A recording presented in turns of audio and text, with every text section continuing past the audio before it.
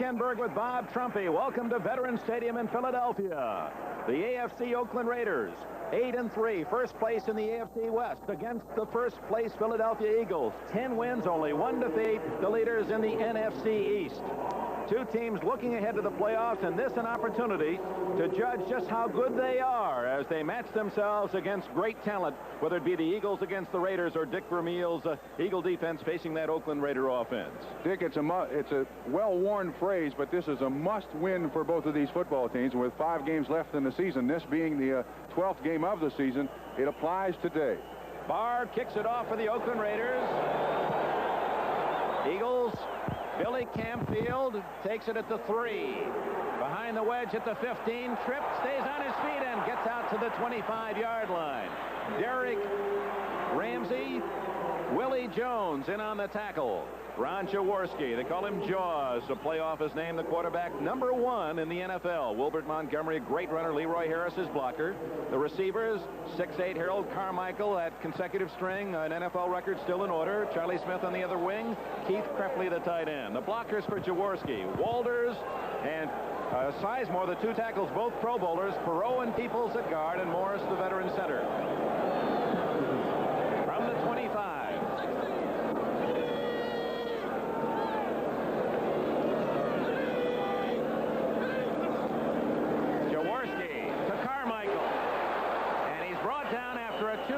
Gain. Carmichael's 124th game in which he has caught a pass as he extends his NFL mark. The Oakland Raiders defense, they'll use a 3-4 and will go into a 4-man defensive front whenever it's a pass situation. Dick, in this crucial football game, I would imagine that the Philadelphia Eagles are trying on this a lot of first downs to try to get to be 2nd and 2, 2nd and 3, because Oakland comes in with that 4-2-5 configuration defense, and it's a big defense for them. 2nd down and 8 at the 27. Kreppley and Spagnola, 2 tight ends in. They're both to the right. Over the middle, complete. Spagnola at the 45-yard line before Davis can make the tackle, along with Rod Martin. First down, Philadelphia. 18-yard gain for the ex-Yale star Spagnola, whose team beat Harvard in the big game yesterday. Harold Carmichael ducking his head in the huddle. As we told you, 124 straight games now as he extends his NFL mark. He's to the left. Charlie Smith to the right. Kreppley, the tight end on the right side. First down at the Philly 45. Jaworski's first play on the ground to Montgomery to the 50. He's on the way to the 46 before Burgess Owens can come up from a safety spot and make the tackle after a 9-yard gain. Defensively for the Oakland Raiders, Matuzak, Kinlaw, the speedy ex-Oklahoma star in the middle, and Browning. Linebackers, the Mad Stork, Ted Hendricks having a banner season. The rookie from Penn State, Matt Millen, Randy McClanahan, Rob Martin. Lester Hayes leads the NFL in interceptions with 9 and has had 3 called back. Dwayne Osteen, ex-Ram, at the other corner. Mike Davis and Burgess Owens, the safety. 2nd down and 1 at the Oakland 46.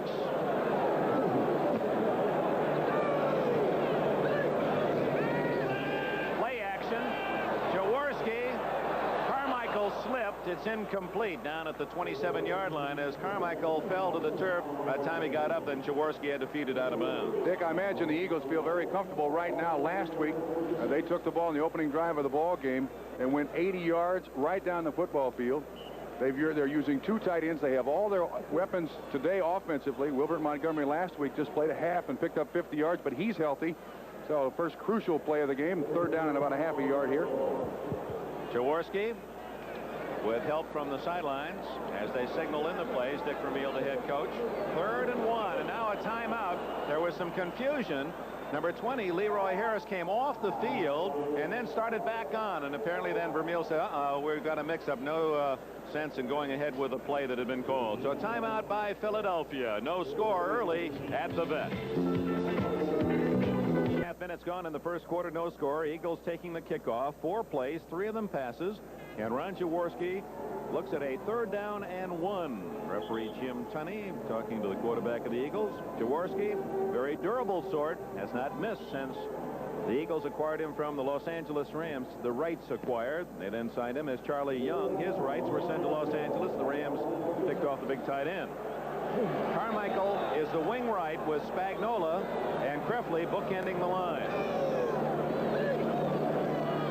Hogan, or rather Harris, and he has the first down as he goes out of bounds at the 43-yard line. Leroy Harris knocked out of bounds by Dwayne Osteen.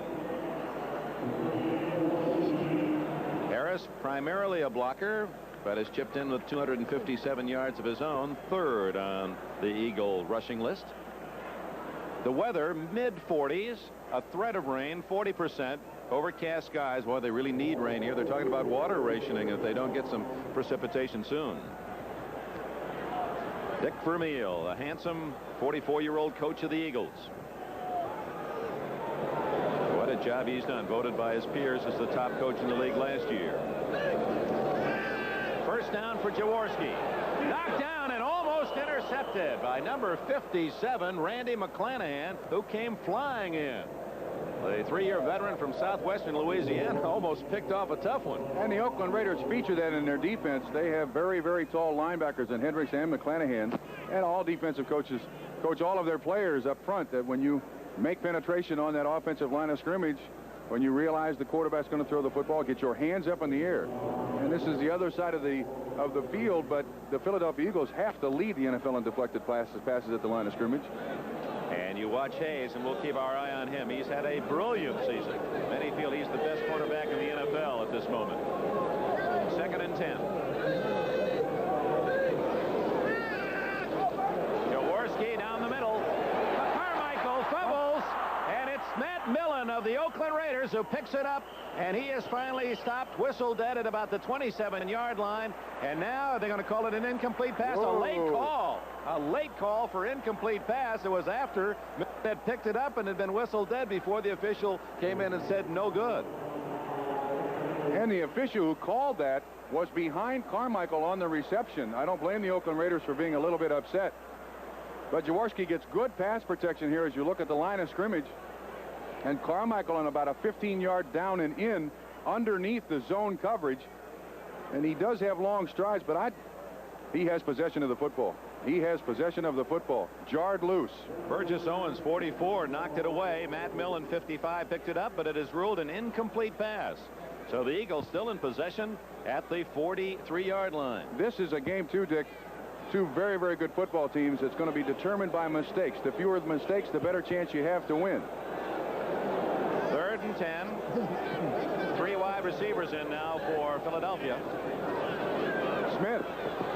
Knocked down at the line of scrimmage again. Ted Hendricks, the linebacker. Bob Trumpy mentioned that Hendricks, very tall, and so is McClanahan. They use their arms well, and a deflected pass by Hendricks. It's 4th and 10. He plays more of a rover back for the Oakland Raiders, and I'm sure there are defensive coordinators around the league who wonder how Oakland can get away with that. Sometimes he's on the left, sometimes on the right, and nobody seems to know where he is all the time. They let Hendricks freelance, and he has a freedom to kind of go where he thinks the ball will be. Max Runiger kicking to Ira Matthews. And out of bounds it goes. They'll mark it down at about the 20-yard line. Inside the 20 at the 17, they say.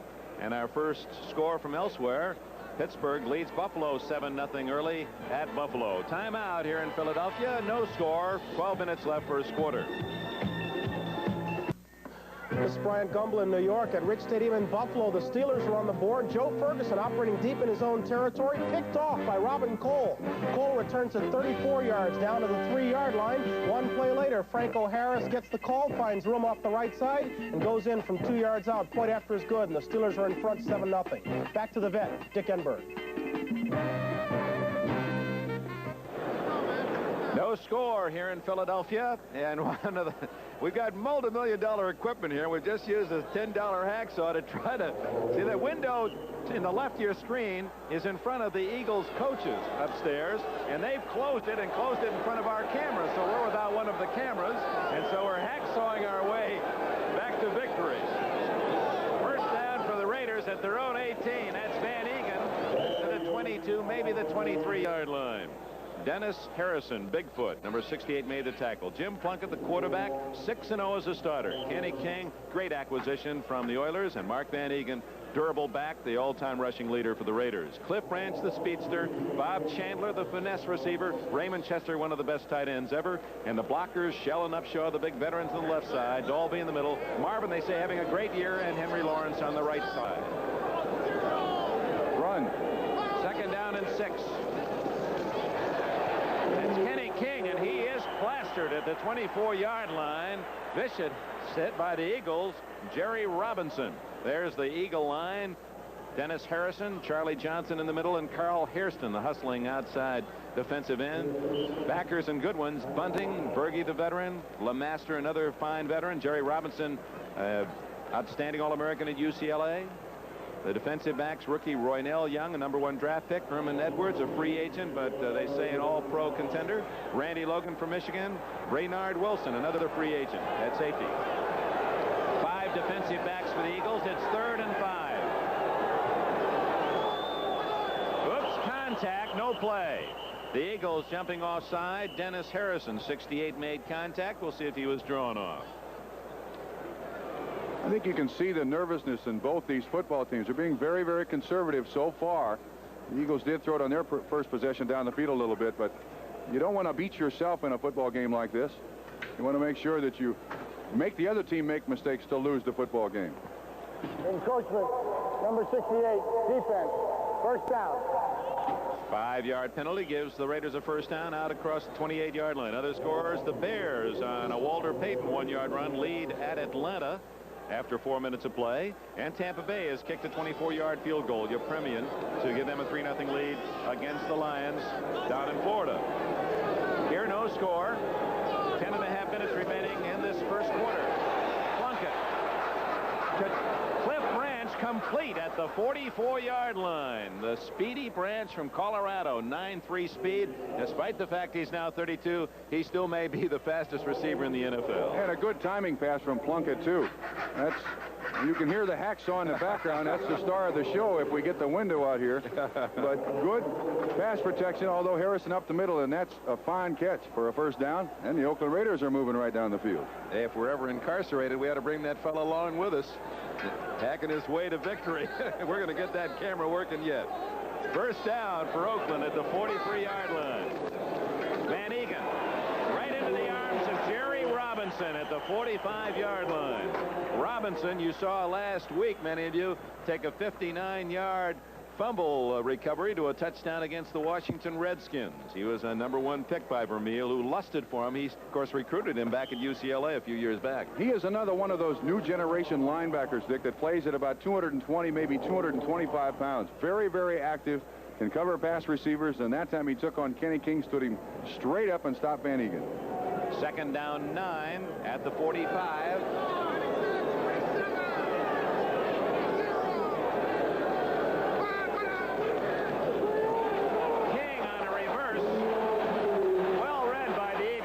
King gets only about 2 yards out of it to the 47-yard line.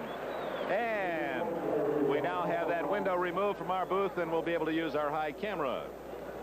Kenny King, who reeled off the longest run of this season, 89-yard touchdown against San Diego. Watch Jerry Robinson, number 56 here. He was recruited by Dick Vermeil to go to UCLA, and he was recruited as a receiver and a running back. That, as is true with a lot of coaches, they feel they put their best athletes on the defense. Kenny King had the unfortunate history to play behind Billy Sims at Oklahoma and be drafted by the Houston Oilers and line up behind Earl Campbell. Finally gets a chance in Oakland. And he's made a great contribution to the Oakland success. 3rd and long at the 47. Plunkett scrambling, just gets it away to Chester, and it's a 1st down at the 33 of the Eagles. And Plunkett just did get it away before Claude Humphrey, the veteran from Tennessee State, was on his back. Humphrey with 10 sacks, the leader of the Eagles. Good mobility by Plunkett here, who has been around since 1970. You'll see him avoid the pass rush, and they still gets the ball down the field. Oh, if he only had eyes in the back of his head, he probably would have hit the ground. But Chester, a veteran receiver, knows that when that quarterback is rushing, is being rushed, get open. Look at Claude Humphrey. He is a real specialist. You know, Dick, he told me before the football game he's never enjoyed 2 years more than he's enjoyed the last 2 years here in Philadelphia. Well, he's played like he's a happy man. First down at the 33. The Raiders' deepest penetration. We're in the first quarter. Quick out to Brad. Incomplete at the 30. There to cover, Jerry Robinson and Herman Edwards. Good job by Plunkett there. I think he saw the cornerback coming up. He threw the ball into the ground to avoid the interception. That's unusual to see Branch covered by 2 men on a quick out. Normally you save your double coverage when you see Cliff go deep. This Philadelphia Eagle football team is an excellent defense. They are young. They are also not very many high-round draft choices, and they play with a great deal of intensity, and that comes straight from Dick Vermeil. Yeah, we'll show you that first-round draft picks. They have probably less than any team in the NFL, and yet are the winningest team. Plunkett on 2nd and 10. Lots of time. To Chester. Great catch and out of bounds at the 10-yard line. Well, Chester using all of his 6'4" reach to spear that one before going out of bounds as Oakland drives deep. That's one of the little adjustments that Oakland has obviously made in their offense. They are not a sprint-out offense, but to get away from the pass rush of the Philadelphia Eagles, to give Plunkett a little more time to throw the football, he rolls right, and Chester makes a fine catch. He's been troubled with bad knees for the last 2 or 3 years, but has certainly been a valuable acquisition for the Oakland Raiders for the second time. That's right. He was traded to Baltimore for Bubba Smith, and then they got him right back from Baltimore for Mike Ciani. First down. They can get a first down without a touchdown. This is King.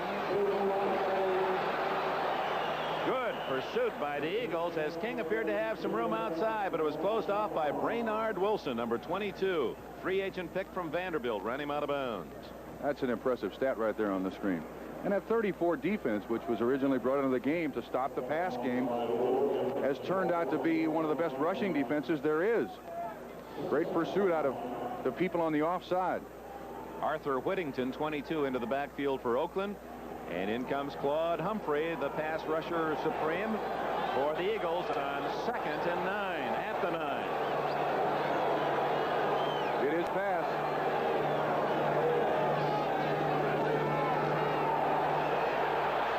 To Chester. Fumble. And it's recovered by Robinson of Philadelphia.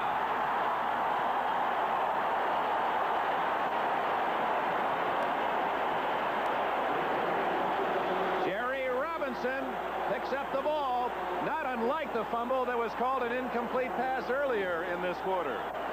Well, I don't think this one is any different than the one in the first quarter, but a good catch by Chester. Obviously going to feature the tight end. You see him catch it? And possession, no question it was a fumble, recovered by Robinson, and will return in a moment. This is Bryant Gumbel in New York at Shea Stadium. The Jets have moved ahead of the Oilers. Stabler looking for Casper. Instead, he finds Ken Schroy. 7th interception of the year for Schroy. He takes it 82 yards down the sideline, untouched. Point after is good, and the Jets have moved ahead of the Oilers by a score of 7-0. Back to the vet and Dick Enberg. All right, Brian. Yes, sir. That's had to be exciting for the Jets fans. And when you're an underdog and can turn it over and get a touchdown, that can sometimes really switch the momentum of a game. There's the fumble as Casper hit by Herman Edwards, and Jerry Robinson recovering for Philadelphia to stop a 10-play Oakland drive. First down, Eagles at their 5-yard line. Wilbert Montgomery gets a couple off that left side. Plenty of white shirts. McClanahan, Kinlaw, Martin all in on the play, along with Matt Millen, the fine young rookie linebacker. If I may go back to that play and just make a comment, Jerry Robinson did a great job of keeping the ball in bounds. If the ball goes out of bounds, it's Oakland's ball, 1st and 10 on about the 4-yard line. He did a doubly great job on that play. Robinson, quite a ball hawk. 2nd and 7. Smith right, Carmichael left. Big split of the receivers. They're almost sideline to sideline.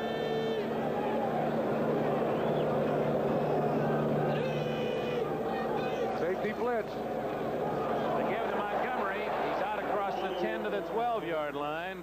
Short of the first down, it'll be 3rd and 3. Dave Browning spearheaded the defensive charge for the Raiders.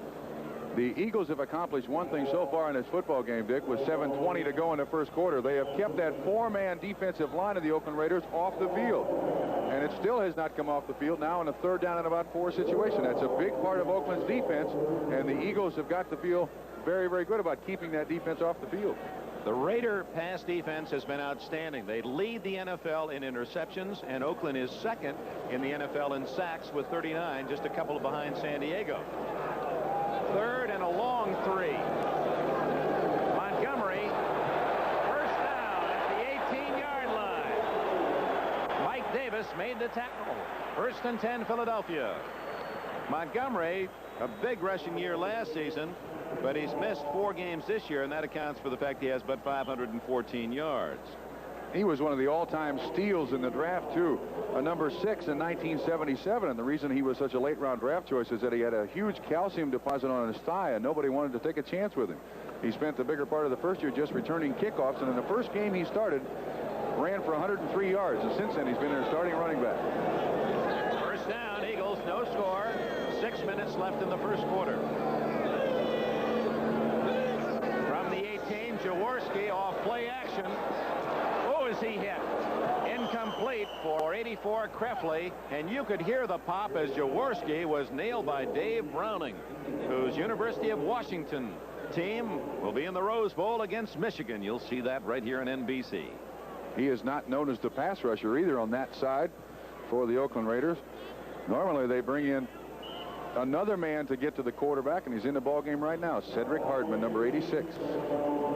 Hardman, very much like Claude Humphrey. It's an interesting story that here are 2 teams with 2 veteran pass rushers, now designated rushers. Hardman for Oakland, and Claude Humphrey, the former Atlanta Falcon, working in that capacity for Philadelphia. Second and 10. Jaworski is only 2 of 7 throwing. Hardman's got him, and so does Matuzak, but it was Hardman there first, and the 2s finished him off. That's exactly what the Eagles wanted to avoid, to get in that long yardage situation. You see Hardman on number 75 and all. Oh, they ran a stunt. Aha, they got tricky. 75 is Stan Walters, and you see the value of Ted Hendricks. He took on Walters, and then it was Wilbert Montgomery on Cedric Hardman. That's a mismatch. And Hardman walked right around Montgomery's hesitation. So the sack for Oakland, the first today and the 40th this season, brings up 3rd and long. And now you got Willie Jones 90 along with Hardman 86 and a 4-man front for the Raiders as Matuzak and Browning move inside a tackle.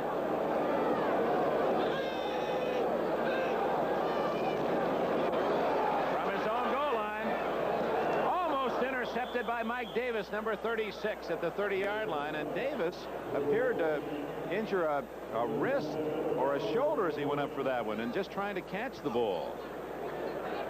So the Eagles come out, punting team in, and drifting back will be Ira Matthews to get Max Runeger's punt. Matthews standing at the 50-yard line.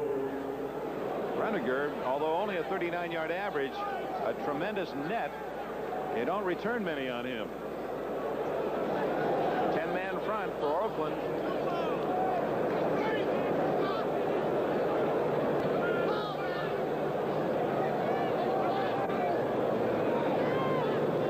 Here they come.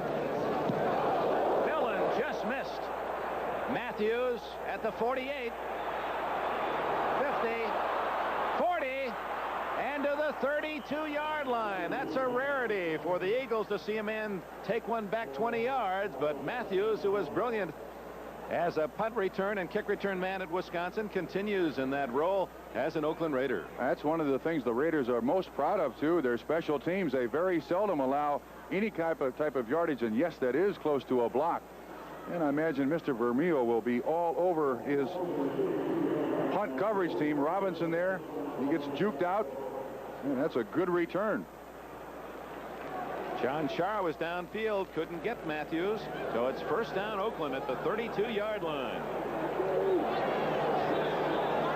Late in the first quarter, 5 minutes left. Plunkett going deep. Chandler. Oh, what a play by Roynell Young. Chandler had a touchdown down, but Young at the last minute knocked it away. And he's the young man who has been picked on for this entire season. Interesting, he was a first-round draft choice in the NFL this year, and he was only recruited by one college, that Alcorn State, when he came out of high school. But this is a great play by a young man. The Eagles are very high on this kid. Good reaction time, and that's making up a lot of ground. Ooh, close. Chandler left empty-handed when he thought he had 6. It's 2nd and 10 at the 32. Van Egan and King split behind Plunkett. Van Egan, and the draw takes him down close to the 26-yard line in the arms of Ken Clark, number 71. Van Egan having another solid season. Mickey Marvin was the man who cleared the way for him. Marvin from Tennessee playing the right guard. 3rd and 5. And now the situation substitution for the Philadelphia Eagles. They come in with 4 defensive linemen and 5 defensive backs. Awful lot of players on these two teams get on the field. It's a new era, the situation substitution, is it not, defensively? Yes, it is. Well, with the new pass rules, I think for the offense, you almost have to put more people out there defensively. Morris Bradshaw, 3rd wide receiver in for Oakland. Plunkett to Chandler again. And again, Roynell Young breaks it up. Same play. Same play. Same play, same coverage. And Roynell Young is 2-0 against Bob Chandler. Apparently, Oakland will try a long field goal because Chris Barr is on the field. The older brother of the Steelers, Matt. There he is from Penn State, and he's towing the 45-yard line, 35-yard line, which will make it a 45-yard kick. His longest this year is 48. Bob Chandler to hold.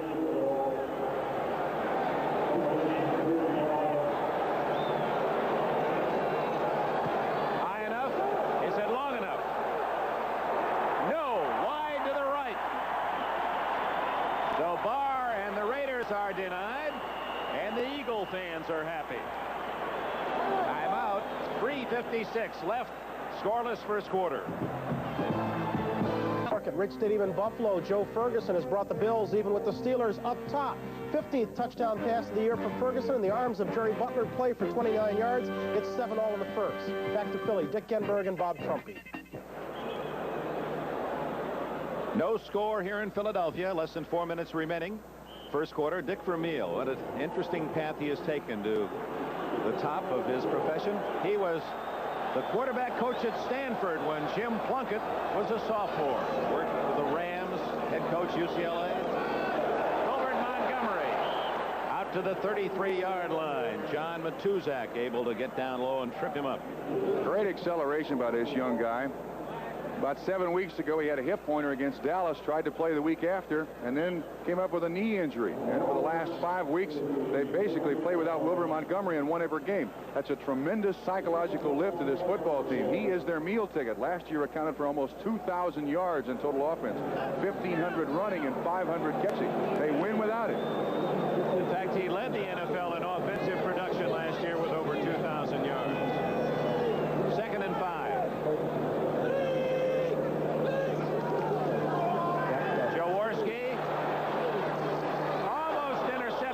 Dwayne Osteen in front of Harold Carmichael, and it was Browning right on the number 7 of Jaworski. He's been under heat. And that's an interesting matchup, Osteen on Carmichael, because Osteen is replacing Monty Jackson. He has trouble with his knee, but this is almost an interception. And it looks like they're playing man-to-man underneath short and zone on top for Oakland. They're going to give them the short ones, but they don't want to give up those 15-yard receptions to the Eagles. You know, Osteen's an interesting story. He's playing the right corner. Herman Edwards, the right corner for Philadelphia. They were college roommates, both at California as a freshman. Osteen transferred to San Jose State. Edwards went to San Diego State. Now they meet as NFL opponents, playing the same spot. 3rd and 5. 3 wide receivers in for the Eagles. Out of the backfield. Montgomery, first down at the 42-yard line. Burgess Owens and Osteen made the tackle. open this guy is. Wilbert Montgomery. And if Ron Jaworski, that's his 28th pass reception, Wilbert Montgomery, of the season. And this is what is happening in the NFL. You throw it out to a running back and hope that he breaks a tackle or two. And he gets a first down for him. So it's first down Philadelphia at the Eagle 42-yard line. 2.5 minutes left in the first quarter. No score. Oakland has missed a 45-yard field goal try. Montgomery, the only man in the backfield, and now they shift back. Harris, number 20. It is Harris. Waiting for it was 53, Rod Martin.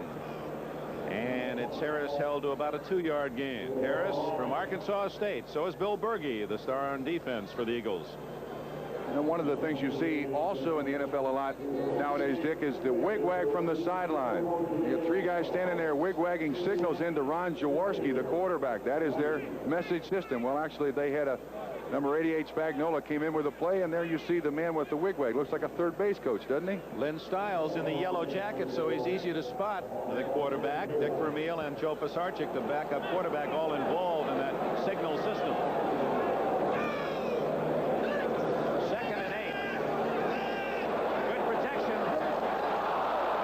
Complete at the 40-yard line. They were trying to hit Carmichael, and that Raider defense appeared to have about 6 white jerseys surrounding Carmichael. Playing a total zone, and that appears to be their game plan for the day. McClanahan was, I couldn't tell if he got his hand on the ball. We have it on replay. You judge for yourself. Carmichael's behind him, makes a good move to the ball.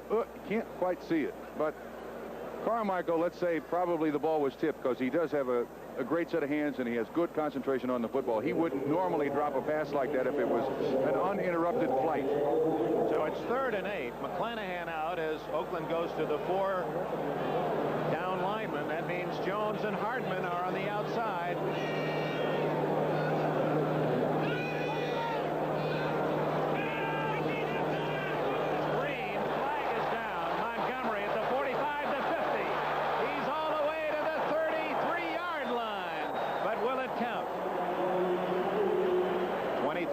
In the play, the flag was thrown in the backfield of the Eagles. I think they got Rod Parker going towards the line of scrimmage, Dick. That's right, motion against Philadelphia. Rodney Parker from Tennessee State. Yeah, that's too bad. That was a big play. And that's what you want to try to do. I repeat, here's the call. Illegal motion, offense, 2 backs were moving, still 3rd down. 2 backs in motion. That may work in the Canadian Football League, but not down here. Not here. What I was about to say is you really don't want to beat yourself in a game like this. These are 2 very tough football teams, and they're going to be determined by the breaks that each team gets for themselves. You don't want to give the ball up to your opponent. You want to play very, very conservative football and not give them a break, any momentum. Well, Oakland has coughed up the ball at the Philadelphia 5 and then missed a field goal. No score. 3rd and 13. Blitz. And they got him. 73. Dave Browning tosses Jaworski at the 30-yard line. His 2nd sack of the game. He's not known as an outstanding pass rusher, but I guess the focus has been on the others, and that's freed Browning. That's the 41st sack of the year for the Oakland Raiders. And you can see apparently Browning is inside on Petey Perot, the offensive left guard of the Eagles. Good against the run, still learning how to pass rush, so they may have to make some compensation for him. Bruniger will kick from around his own 20. Matthews stands at the 30 of Oakland. 10 men on the line of scrimmage.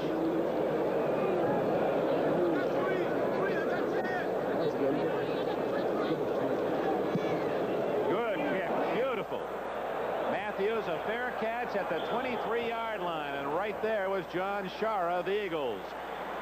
No score here in Philadelphia. Let's go to New York and Brian Gumbel.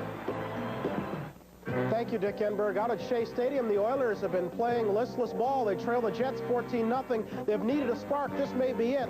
Carl Roaches takes the kickoff at his own 2-yard line, takes it back 45 yards to the 47. Oiler offense in business, but trailing 14-0. Let's go back to the vet, Dick Enberg. Oh, my, Bryant. I'm sure you'll keep us well in tune on that game. That could be the upset of this National Football League season. The Jets in front by 2 touchdowns over the favored Oilers. Here, no score. 23-yard Jim Plunkett to Kenny King. And King gets nothing. John Bunting, number 95, in on the tackle for the Eagles. Let's run down all the scores for you. The early action today in the NFL.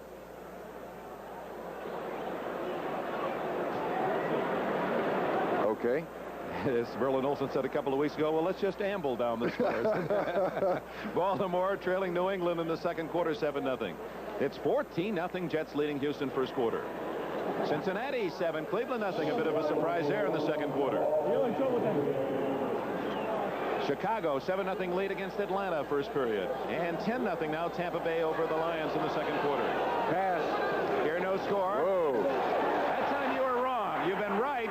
We've been keeping track, running past. Bob Trumpy's been calling the plays. When Oakland has the ball, he's been right the first 3 times. He thinks he has a key, and we're going to try it a few more times, Bob. Then you can tell us what you think they're doing to tip it off. That's the first time it really didn't work, and I got a bad angle at the man that I'm looking at, but he fooled me that time. We'll inform him later as to what we're doing here. Okay, so much like a hitter picking up maybe a tip from a pitcher that tells him whether it's fastball or curveball. Mr. Trumpy has a key that he's watching, and he thinks it'll tell us whether Oakland's running or passing. Final seconds, and there's the gun end of the first quarter. As you see an update, Cleveland has scored to tie Cincinnati. Here in Philadelphia at the Vet, over 70,000 fans have seen the Eagles and the Raiders, 2 teams on winning skeins, play 15 minutes to a scoreless tie. In Philadelphia, for all their professional enterprises, winning for the Birds, winning for the Flyers, for the world champion Phillies, and right on down the line, 10-1 the Eagles. First quarter statistics, Raiders with the edge, but no scores. They fumbled at the Philadelphia 5 and then missed a field goal. Pass. 3rd and 10. Plunkett over the middle, complete to Chandler, 45, 50. Shara hits him, stays on his feet, and Chandler to the 47. So a big play on 3rd down as Jim Plunkett rifles it to Bob Chandler, who acquired from the Buffalo Bills in the offseason, a 29-yard play. One of the best pattern runners there is in the business, too, Dick. Very, very consistent. The quarterback knows where he is. You'll see at the bottom, you know, and we're going to miss it. Roynell Young slipped and fell down. It's very slippery on this side of the field. Also the experience of Plunkett, stepping up in the pocket. And you'll see Roynell Young getting up off the ground, yes, in pursuit, but nevertheless 29 yards and a first down. Oakland at the 47.5 of the Eagles. Run. And it is a run. Van Egan up the middle to the 45-yard line. We're going to ask you what tip you're using, Bob Trumpy, when we come back. But right now, let's go to New York. NFL 80 and Brian Gumbel. Thank you, Dick. At Cleveland's Municipal Stadium, the Browns are on the board. This is Reggie Rucker working against Ken Riley. Riley picked off by his own man, allowing Rucker to catch a 16-yard touchdown pass from Brian Sipe. Just like that, the Browns have caught the Bengals at 7 in the second. Let's go back to the Vet. And here in Philadelphia, no score. All right, what is your tip, Bob Trumpy? Okay, coaches look for days on in at film, and all they're looking for is a slight advantage somewhere. My key today is Art Shell, number 78, the offensive left tackle of the Raiders. All throw, but it appears that when they're going to pass the ball, he is way back off the line of scrimmage. I'll say now it's a pass. Whoops, he fooled me. I was going to say it looked like he was on the line of scrimmage to me. Let's watch Shell. Yeah, I looked quick, and I think the people out there might be able to pick it up too, that when it is obviously a pass, he is back off the line of scrimmage to give him that split second more to set up for the pass rush. And when he's on the line of scrimmage, then he's right up on the line of scrimmage to get to that defensive end quickly. You see if you can judge pass or run. Yeah, I thought it was going to be a run based on what you said, because it appeared he was right up there even with Upshaw. It's pretty obvious in most situations. And you know, it's now 3rd down and 6, and you'd say they're probably going to pass, but if you know on 1st down, the defensive lineman can put their ears back and rush the quarterback. Now let's watch Shell to see if he lines up a little farther back. It's 3rd down and 5. That's fast. You can see he's like a half foot behind the other men. Plunkett in trouble, and now has running room. 40, 35, and down at the 32 with a first down. Plunkett showing great poise, and there's the whole emotional rehabilitation of Jim Plunkett. There was a time where he was so beaten up he didn't know which way to turn. Now he waits, patient, and then there you see Shell lined up back of 63, his left guard, Upshaw, And indeed a pass. That becomes a run. Yeah, you're right. When you talk about Jim Plunkett, the fact that there aren't many teams in the NFL that would pick up a guy on waivers and then let him sit for a year to try to get some emotional stability back in him. That's exactly what Al Davis did for Jim Plunkett. He's been accused, Al Davis, of many, many things, but reclamation projects is one of them. Pass. First down pass. It is a pass. Plunkett.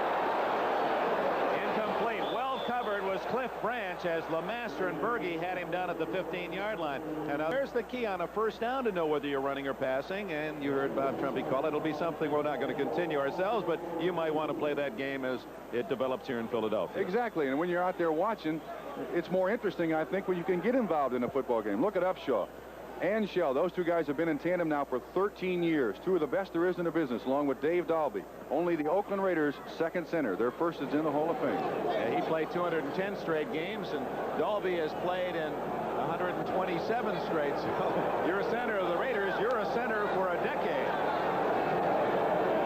2nd and 10.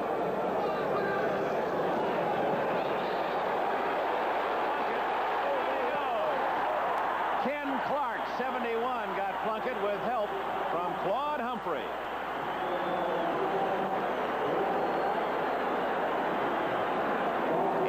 Humphrey. Yes, here you see Humphrey, and he comes all the way on the inside on a stunt, comes all the way around. That's a guy who is about 36 or 37 years old. Let's see the stunt again. Maybe you can explain just what they did on that play, Bob. Well, Humphrey was lined up on the outside, and the two defensive tackles come outside somewhat, and he goes inside. And basically what he's trying to do is pick himself or Lawrence off on one of his own offensive linemen. It worked in that situation. Well, he went by way of New Jersey to get Plunkett. 3rd and 16. Deep for Branch. No, it was Bradshaw, and intercepted by Brainard Wilson. Wilson's 5th of the year as Plunkett overthrew Bradshaw. That's 2 in the favor of the Eagles. They've dodged 2 bullets now, and I will tell you this, Jim Plunkett had Ray Chester wide open about 15 yards down the field. I think he made a mistaken judgment here going for it all. There's 4 minutes Chester. gone in the 2nd quarter, no score. Picked off for the first time today. Brainard Wilson with his 5th interception to lead the Eagles on the right. So Philadelphia's top 3 Oakland drives, no score. 11 minutes left in the first half.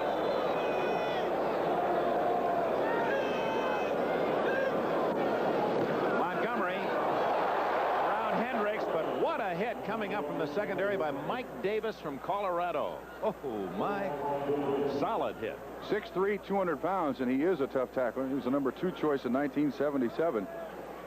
Tampa Bay's lead is cut to 10-7 as the Lions have scored down in Florida. That's a key game. Detroit trying to untrack itself after the great start. Tampa Bay got off to an early 10-0 jump. Chicago's Bears leading at Atlanta 10-7. Wow. Philadelphia now with 2 tight ends in the ball game. They have a good passing set off this formation, Dick.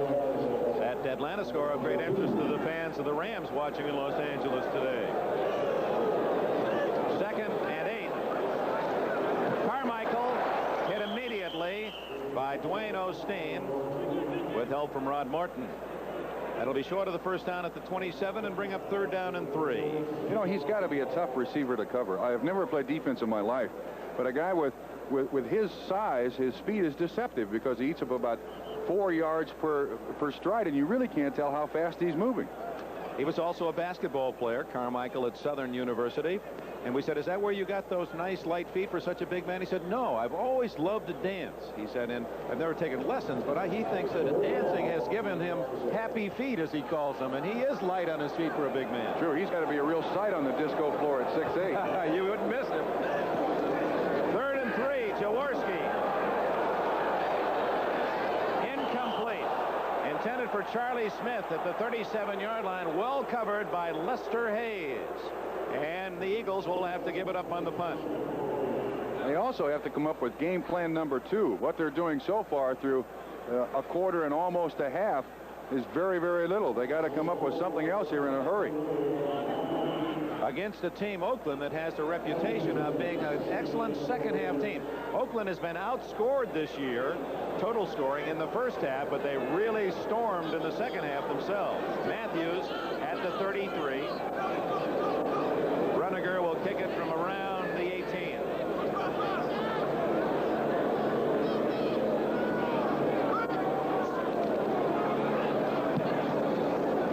Short. Matthews at the 38, the 40, and to the 45-yard line, tackled by Jerry Robinson, number 56, the linebacker.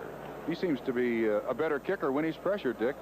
Indeed. 35-yard kick, 8-yard return. Still no score in Philadelphia.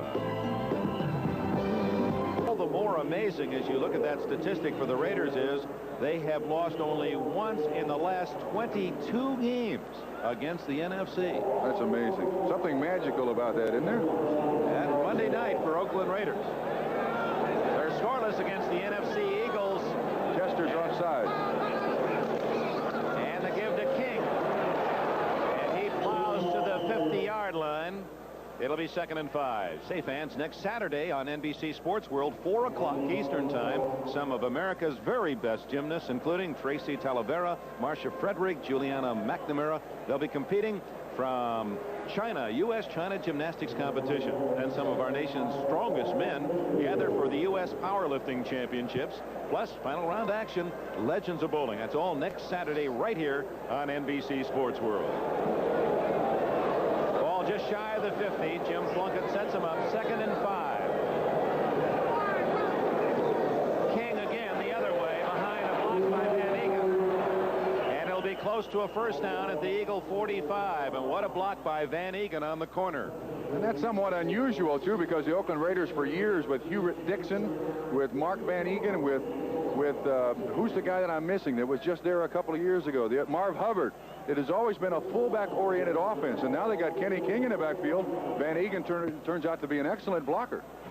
And Van Egan's block frees King for 5 yards and a first down just inside the Eagle 45. The Eagles have punted 4 times. Oakland has not punted. They've been stopped on an interception, a fumble, and a missed field goal. No score. Plunkett to Chandler. Incomplete at the 25. A little touch pass by Plunkett. He tried to drop it into the zone, just a little long. A double rotation zone. Corners up, safeties out, and they're trying to. Didn't quite get it, but it does take a good touch on the ball. I'll tell you what, Oakland has really won the field position battle so far in this football game, and I don't know how long Philadelphia can avoid a touchdown by the Oakland Raiders with this kind of field position. There's the statistic we gave you earlier, as the Raiders have been outscored in the first half totally this year, and yet here they are, 6 wins in a row and 8 and 3 on the season. That means they play well in the second half. Plunkett, 2nd and 10, and down he goes at the 43-yard line. Claude Humphrey, number 87.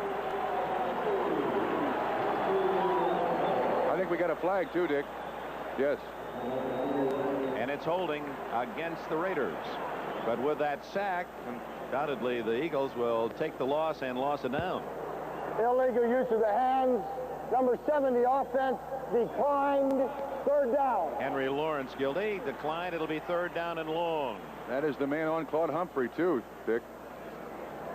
And Plunkett, good coverage downfield by the Eagles. And finally, the arm of the law, Humphrey with a right hand. Elsewhere, second quarter, the Lions with back-to-back touchdowns, a 22-yard run by sensational Billy Sims, and Detroit's ahead 14-10. 4 minutes left in the first half. 3rd and 20. Plunkett in trouble. Dennis Harrison.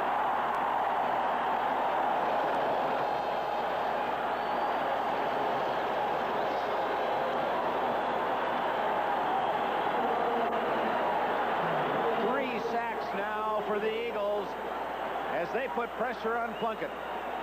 That is a good job too by the Eagles. Dennis Harrison, big guy, Very big guy, 6'8", 280 pounds, but he looks like a running back right there, running down the quarterback. And when you go down in his hands, you go down. Threw him down like a rag doll. All he had was his jersey. And Plunkett is not one of your small quarterbacks. So Ray Guy, the top kicker in the AFC, second in the NFL to Dave Jennings of the Giants, will kick it to John Shara. He's at the 23. First punt of the day for the Oakland Raiders, too. Not a good kick. Shara at the 33, 35, 39. Downfield was 31 Derek Jensen and Jeff Barnes. Timeout. Midpoint of the second quarter. Oakland, Philadelphia. No score. The second and the fourth quarters have been the Eagles' best all season long. They're scoreless against Oakland. Halfway through the second quarter. First down at the 38 for Jaworski. Off to a slow start.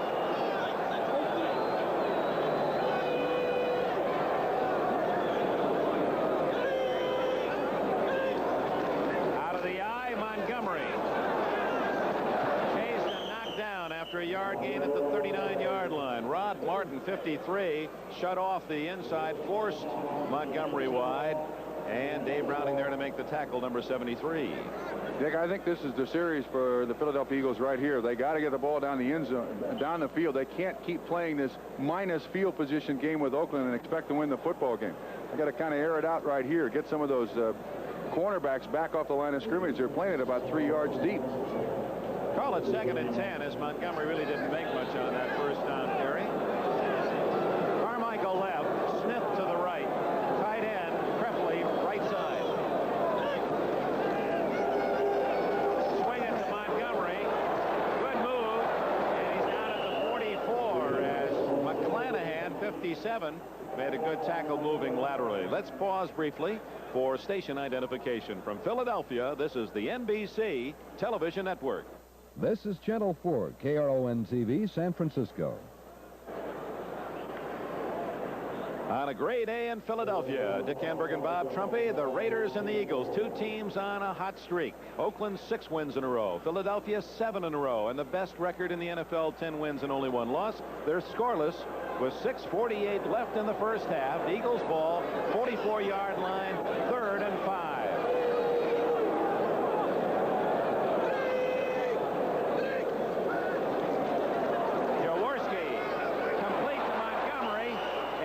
Davis made a solid tackle and I believe denied the first down. That's the kind of hit that reminds you of Ken Houston in his prime when he used to stop ball carriers and receivers dead cold. When he played against me, he was always in his prime.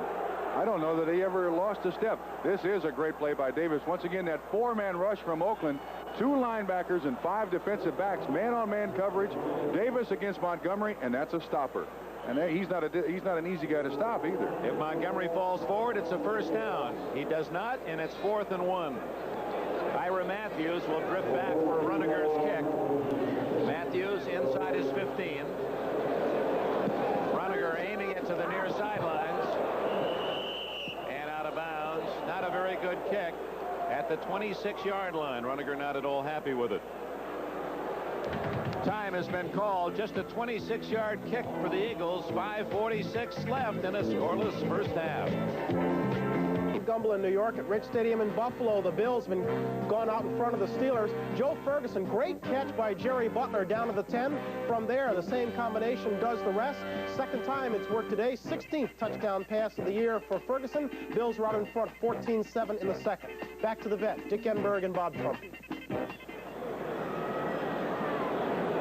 No score in Philadelphia with 5:46 left in the first half. The Raiders ball at the 25.5. Jim Plunkett has Kenny King, Mark Van Egan behind him. Cliff Branch, Bob Chandler to the right. The tight end is Chester on the left.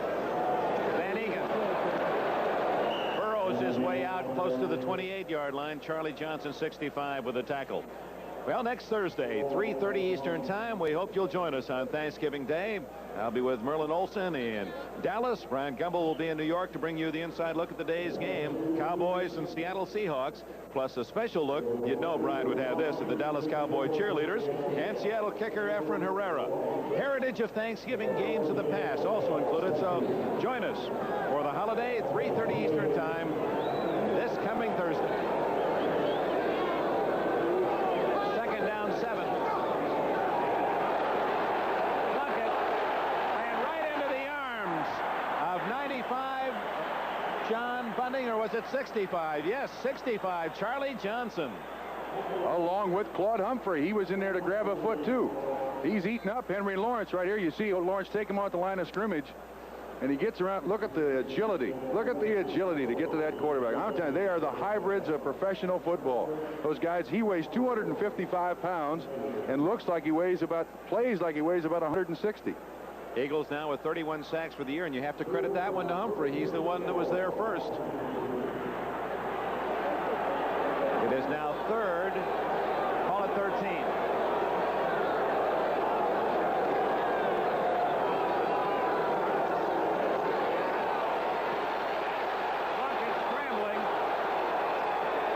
Throw it to. Now to Branch, almost intercepted by Brainard Wilson. Dick, offensive coaches teach their receivers that when the quarterback rolls your way, you come back to him. You run to his sideline. There were no receivers there for Jim Plunkett to throw the ball to. Branch was the only one who came back to the quarterback. And he was running more toward the sidelines. He wasn't coming directly back. You got to come straight back at the quarterback to give him an outlet, or he's going to get stomped back there. Well, many fans know that pattern. It's the Raider fans. How many times did they see Boletnikov come back and get that ball? Raymond Guy had a poor kick for him, 36 yards his first attempt. John Chara is back at the Eagle 38. Ooh, almost over Guy's head, and look at that kick. Very, very high. Chara at the 34 and right into the arms of Otis McKinney, number 23. Guy almost kicked that one roof high. What a weapon he is, too. Every team that the Oakland Raiders play must account for this guy. They got to put their punt receiver back about 10 more yards. Plus, he can run with the ball. Last Monday night against the Seattle Seahawks, got a very, very important first down for the Raiders. Run, and how about throw the ball? He's their backup emergency quarterback. Well, this telecast presented by authority of the National Football League, intended for the private use of our audience. Any rebroadcast or other use of this telecast without the express written consent of the Philadelphia Eagles and the National Football League is prohibited. No score, 4 minutes left, first half. Eagles start from their own 33. And Smith in motion. Jaworski to Montgomery up the middle to the 38-yard line. And a gain of about 5. Other National Football League scores and highlights at halftime. But an update now in the second quarter. New England now leading 10-0. A 22-yard field goal by John Smith after Calhoun had run for a touchdown. Chicago trailing Atlanta 14-10. Over at Andrews, a 4-yard touchdown run for the Falcons. And Buffalo leads Pittsburgh 14-7. Jerry Butler has scored on a 10-yard pass to give Buffalo a touchdown lead against the Steelers. 2nd and 5. Montgomery on a trap. Short of the first down out at the 42-yard line. 62. Reggie Kinlaw, the Raiders, made the initial hit. Dick, the Philadelphia Eagles have only got 4 first downs in this first half, and all 4 of them came in the first quarter. They've yet to get one in the second quarter. Here's the old man on that offensive line, 37-year-old Woody Peoples. Well, we'll give him a plus on that one, but still, it's now 3rd down and a yard and a half to go for the Eagles' first down in the second quarter. Peoples can tell you about his 9 years protecting our colleague John Brody as a guard with the 49ers, and he did a good job. John often got through a game without getting his jersey dirty. Also spent 2 years in the Army. He's a very traveled young man. 3rd and 1. Montgomery again. Oh, a fake and incomplete as Jaworski went to Carmichael, well covered by Osteen, and boy, they certainly faked me. I thought Montgomery had the ball. And Osteen has done a good job. This is his first start ever at cornerback for the Oakland Raiders. He's replacing Monty Jackson, but this is faked our cameraman too, and that's not easy to do. But he threw it over the wrong shoulder, it appeared, and I believe he threw it over the wrong shoulder to avoid the interception. Well, I'm not sure. That's a mistake by Jaworski. Runiger, a good kick. Ira Matthews to his 10, 15, 20, and to the 22, maybe the 23-yard line. Going back to that fake, it was so beautifully executed by Jaworski and Montgomery. You have to give Osteen great credit. He was on his read and had Carmichael all the way. Dick, I wonder if maybe I just throw this out to you, possibly. Is the fact that Wilbert Montgomery is back in the lineup and they played for about the last 5 weeks without him, is it had an effect on the on the Philadelphia Eagles offense? They feel like they got their meal ticket back there, and are they doing things different? That's a good question. It may just be that the Eagles are playing an outstanding defense in the Oakland Raiders, and it obviously has been just that, a defensive game in this first half. Raiders having a couple of chances, intercepted in the end zone. They also fumbled at the Eagle 5 and missed a field goal. Plunkett knocked down at the line of scrimmage by you-know-who, Claude Humphrey. Dick, last week the Philadelphia Eagles had 8 passes deflected at the line of scrimmage, and when they don't get to the quarterback, obviously they just stand there with their hands up. I like that guy. He rung my bell about 5 or 6 times in the 10 years that I played, but he was a fair player, and when he came at you, duck. You talked about reclamation or restoration projects. Well, Humphrey himself likes to restore old cars. He has a '56 Cadillac he's very proud of. Well, he's playing like he found the fountain of youth. His 13th year as the #1 pick of the Falcons back in '68. 2nd and 10. Out he goes. Ken Clark, 71, gets the sack this time. No receiver open downfield either. Once again, that half roll by the Oakland Raiders. Something new in their offense. Trying to get away from that pass rush. I think that's the 4th sack of the day that the Eagles have had, and 1 pass deflected at the line of scrimmage. Is it the 5th sack? 5th sack of the day. But 4 sacks and 1 batted pass out of the last 7 plays, so Plunkett has to be talking to himself as he goes back into that huddle. 3rd and 21 at the 14-yard line as the clock running down to the 2-minute timeout. Plunkett will go to the sidelines and ask Tom Flores, hey, what do we do now, coach? There's the timeout, official timeout. 2 minutes left in the first half at Veterans Stadium in Philadelphia, where the Eagles and the Oakland Raiders have held each other scoreless. Dick Vermeil, how he has built the success of this Eagle team. He started with a season of 4-10, then went 5-9, then 9-7 in the playoffs, then 11-5 in the playoffs. This year 10-1. You just can't program it in a textbook any better than that. And I do think if you look in the phone book, his residence is listed as Veterans Stadium, Philadelphia, Pennsylvania. He's here all week long. Only goes home 2 days a week. He sleeps here Monday, Tuesday, and Wednesday nights. 3rd down, 21 officially. Just dives it out to the 16-yard line, and the Eagles are going to get excellent field position now as the punting teams come on with 1:50 left in the half. What's it going to take to break this game open offensively? We knew coming into the game that both of these teams had excellent defenses, but is it going to take a block punt by Philadelphia here or a good punt return by Philadelphia to break it open? It seems like we need something just to kind of get it going. I'm surprised the Eagles didn't spend a timeout. It's gone from 1:52 now down to 1:25. Clock running. Guy will take all the time he can. Shara is back at his own 43.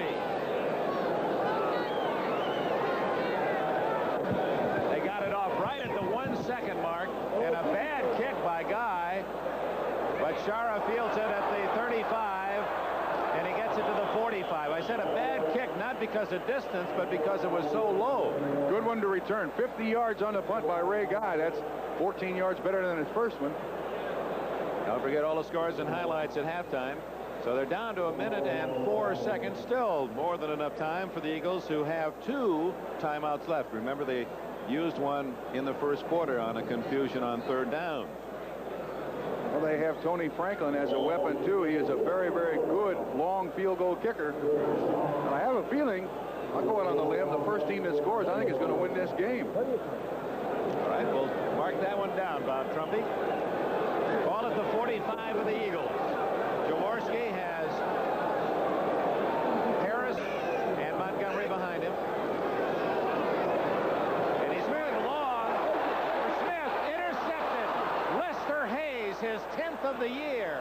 And Hayes is to the 30 and all the way to the 36-yard line. And ladies and gentlemen, there is a young man who may well be, not Jaworski, but Lester Hayes, the top pass defender in this league. 10 interceptions. He's had 3 others called back that weren't his fault for the penalty. Otherwise would have 13.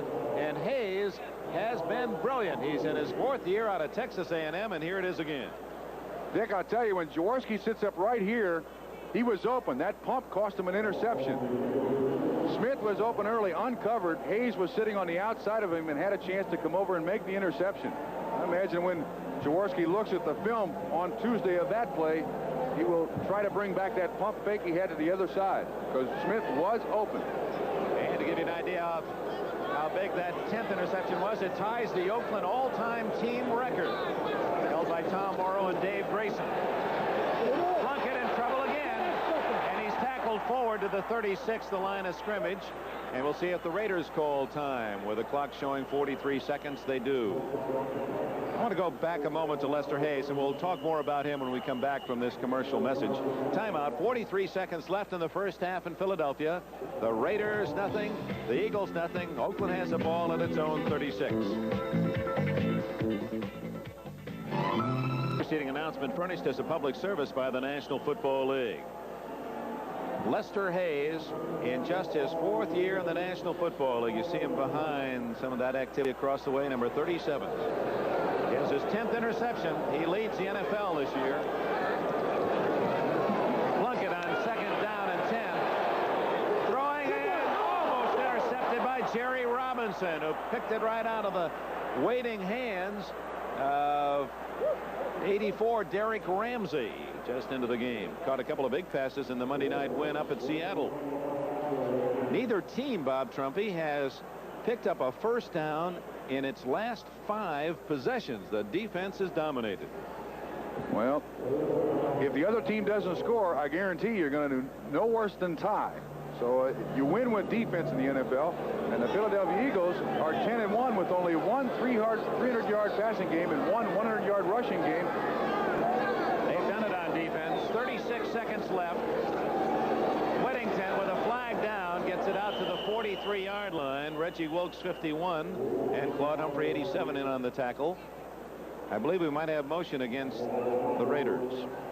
Jim Tunney with the black cap, the referee. No, it was offside Philadelphia. So that's a break for the Raiders. Stops the clock with 31 seconds left and gives the Raiders another play when it'll be 3rd and 5. I don't blame them for running the ball. Every time that Plunkett has gone back to throw it, there's been a couple of Philadelphia Eagles there to greet him. They now have 6 sacks on the day. Encroachment number 43 defense, still 3rd down.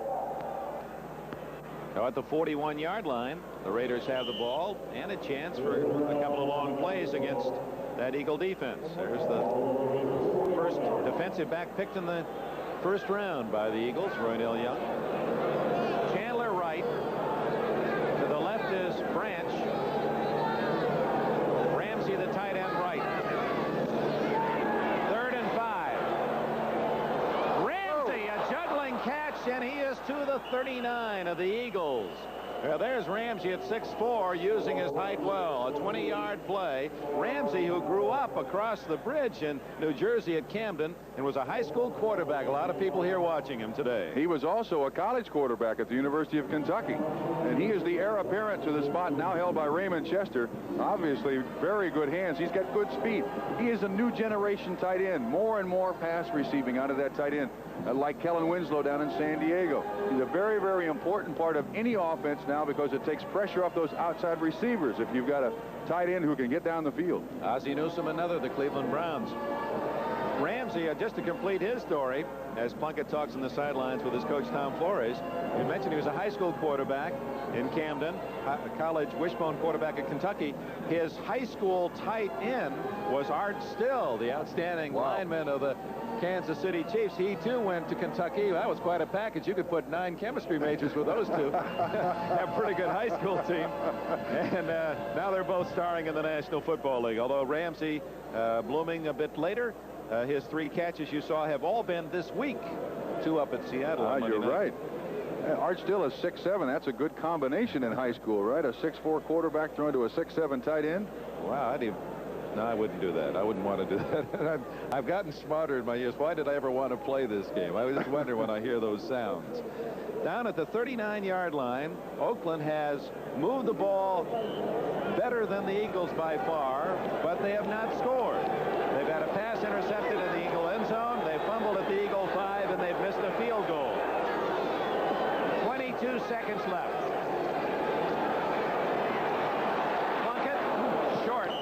Intended for Chandler, and appeared that either the ball might have been tipped or Plunkett had his arm hit under the pressure of Claude Humphrey again, number 87. Neither quarterback has had good numbers here in the first half, and the defenses against the pass, as we told you, these two teams have been outstanding all year, and they have been again today. Worth noting, too, that Claude Humphrey has played his entire second quarter at defensive left end. Dennis Harrison has not been in the ball game. Claude is somewhat of a specialist on the pass rush. I guess he figures that Oakland's going to throw the ball more than run it. We're keeping our eye on Humphrey, who has certainly had his eye on Plunkett. Ramsey back in. He is lined up on the left side. Both wide receivers to the right. 2nd and 10. 17 seconds left. First half. Plunkett down the middle to Chandler. Incomplete. And Chandler thought he was held. Yeah. I'm surprised there's not a flag on that. Young got away with a hand, and Chandler goes back to the huddle. 3rd and 10. Time remaining 9 seconds. So the Raiders have to hope for one sizable gain and then a possible field goal try. Both quarterbacks, interestingly, Joe Costanza, our statistician, are 6 for 17. So the defenses have been tough. Barr awaiting a possible field goal chance. 13 for 23, but he's 0 for 5 outside the 50.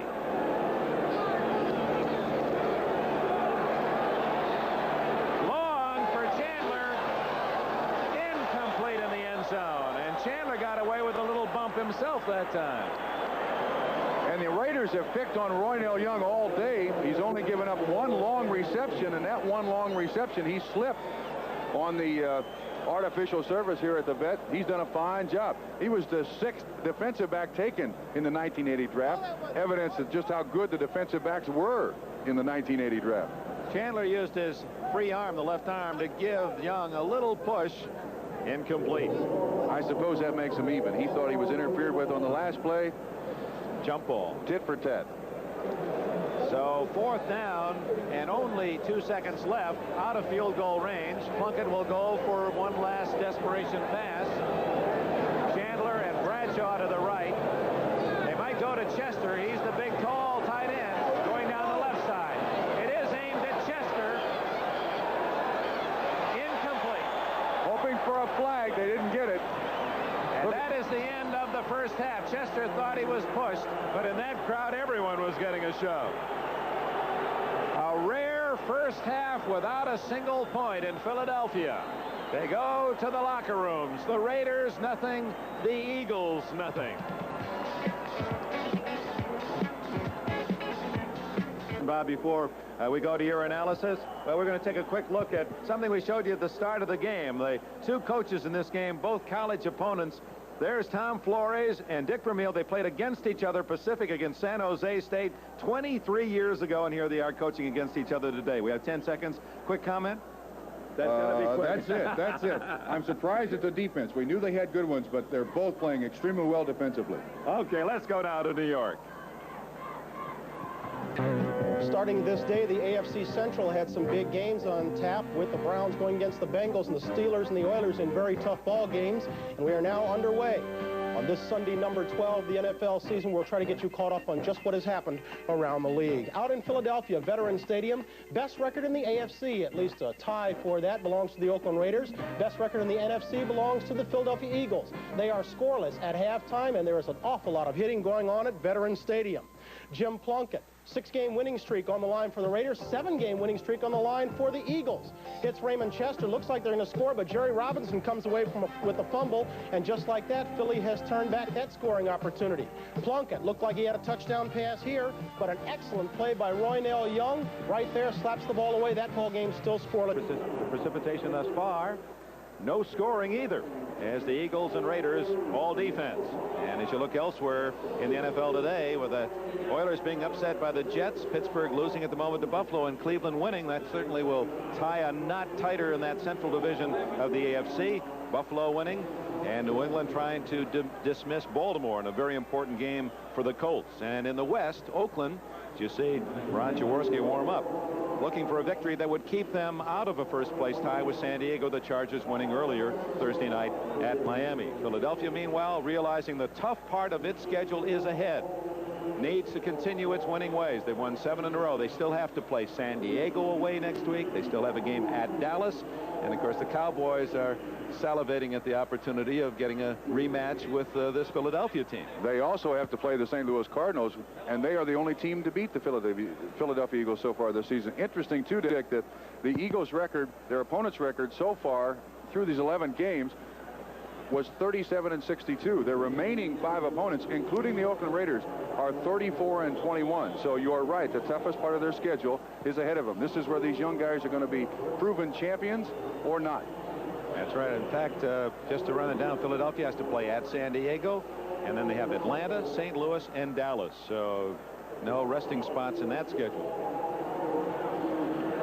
Raiders take the field first. Dick Vermeil with a final word to his Eagles. We want to mention those pictures we showed you of 1957 of Vermeil and Flores as college quarterback opponents. Dave Payne of the San Jose Mercury brought an old program to the park and was kind enough to let us use that. And Dave, a most interesting article, I know you in the Bay Area read it in the Mercury, San Jose Mercury this morning on that man, Dick Vermeil. There's the Eagles schedule, and that's a rough hole. Jim Plunkett getting ready as the Raiders will have the ball first in this second half. First time we've seen barefooted Tony Franklin as he tees it up. Ira Matthews, Arthur Whittington are deep for the Oakland. Going to throw the ball or run a draw. And we must mention that the Philadelphia Eagles, with 6 sacks so far in the first half, it may be a key in this football game. Now, Tom Flores may also know about that and get Art Shell back up on the line of scrimmage. We'll have to see if the key still holds in the second half. Shell lining up right on the line of scrimmage, 3rd and a yard. Van Egan running behind Upshaw and Shell, and a flag goes down. The man farthest from the play. One of the judges deep on the near sidelines has tossed a flag. And he is the man that's watching the tight end. I'm not sure who he might have caught. Personal foul. Shot block against the Raiders. Now that'll cost them what appears to be a first down. Tom Flores. Very little animation from the first quarterback of the Raiders, 1960 through 1966. He's talking to Raymond Chester, and that side judge's responsibility is to watch the tight end. It may be on number 88, Raymond Chester of the Oakland Raiders. Kenny King, 33, buckles the strap, and he'll be coming back in as Tunney marks off a big one. That's a 15, not a 10-yard penalty. Personal foul, crackback block, still 3rd down. I didn't tell us who. Well, as a former tight end, you can appreciate that rule, can you not, in both regards? Yes, I can, and I do think the tight ends abuse that chop block an awful lot, especially in the 10 years that I played, and I was a guilty party myself. It's good for professional football to outlaw that block completely. You catch a man on a blind side, even though he's on the line of scrimmage, you have a running start, you can really put him away for his career. But now it's 3rd down and 15.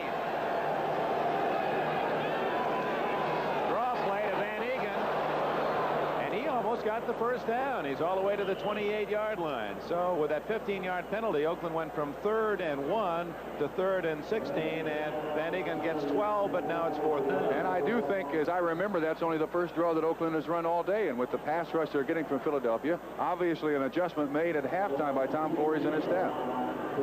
The Eagles with those 6 sacks and great pressure on Plunkett, especially in the second quarter.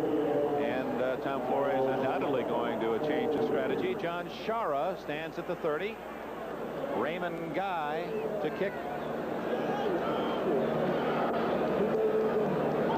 Guy averaged 42 yards a punt on 3 kicks in the first half. Almost over his head again, and he hits a wobbler. Shara doesn't call for a fair catch and gets away with it. 40, 50. He's all the way to the 44-yard line. Otis McKinney made the tackle, and he has not gotten up. It appeared that Shara, as he caught the ball, did not have a good grip on it, but the Raider first man ran right by him. One of the most selfish players there is in the game. He'll play any spot, and that may be the break the Eagles need, Dick. The Eagles are in Oakland territory with a timeout. Shara with that 20-yard punt return. He was the quarterback for Dick Vermeil when Vermeil's UCLA team won that Rose Bowl game that set Vermeil on his way to the pro ranks. First down at the 44 of Oakland. The give to Leroy Harris. He gets a yard or two. Dave Browning, who has been outstanding, number 73, and Matt Millen, 55, made the tackle. Dick, I'm rather surprised at that call. Leroy Harris has had a pulled hamstring for most of the season, and the Eagles are trying to avoid that 2nd down, 3rd down long yardage situation, and yet they run the ball in just a straight dive on their first possession here in the second half. Bob, maybe it's just a break away from tendencies, because on the Eagles' 7 possessions in the first half, on first down 5 times Montgomery ran, so maybe they felt Oakland would be king on him. Yeah, but why wouldn't you give it to a running back who averages for his career about 4.9 yards a carry as opposed to a guy who averages 3? Well, he got just 2, so it's 2nd and 8. Swinging out, Montgomery gets a handful of Ted Hendricks, and it's an incomplete pass. The ball being juggled, and Montgomery, I don't know whether that was a whole mental reaction. If it was a very bright play, because he was going to lose 5 if he didn't drop it. And the ever-present Ted Hendricks, as you look at a score there. 17-7, New England has scored again. 23-yard, no, that's Baltimore's first score, excuse me, after a 17-0 lead. Joe Washington on a 23-yard pass gets the Colts on the board. Through this point in the football game, Philadelphia's offense leaves a lot to be desired. And I know they're going against a good defense, but they have established nothing so far in this football game. It's 3rd down and 8. Carmichael split right, wide right is Rodney Parker. Charlie Smith is split left.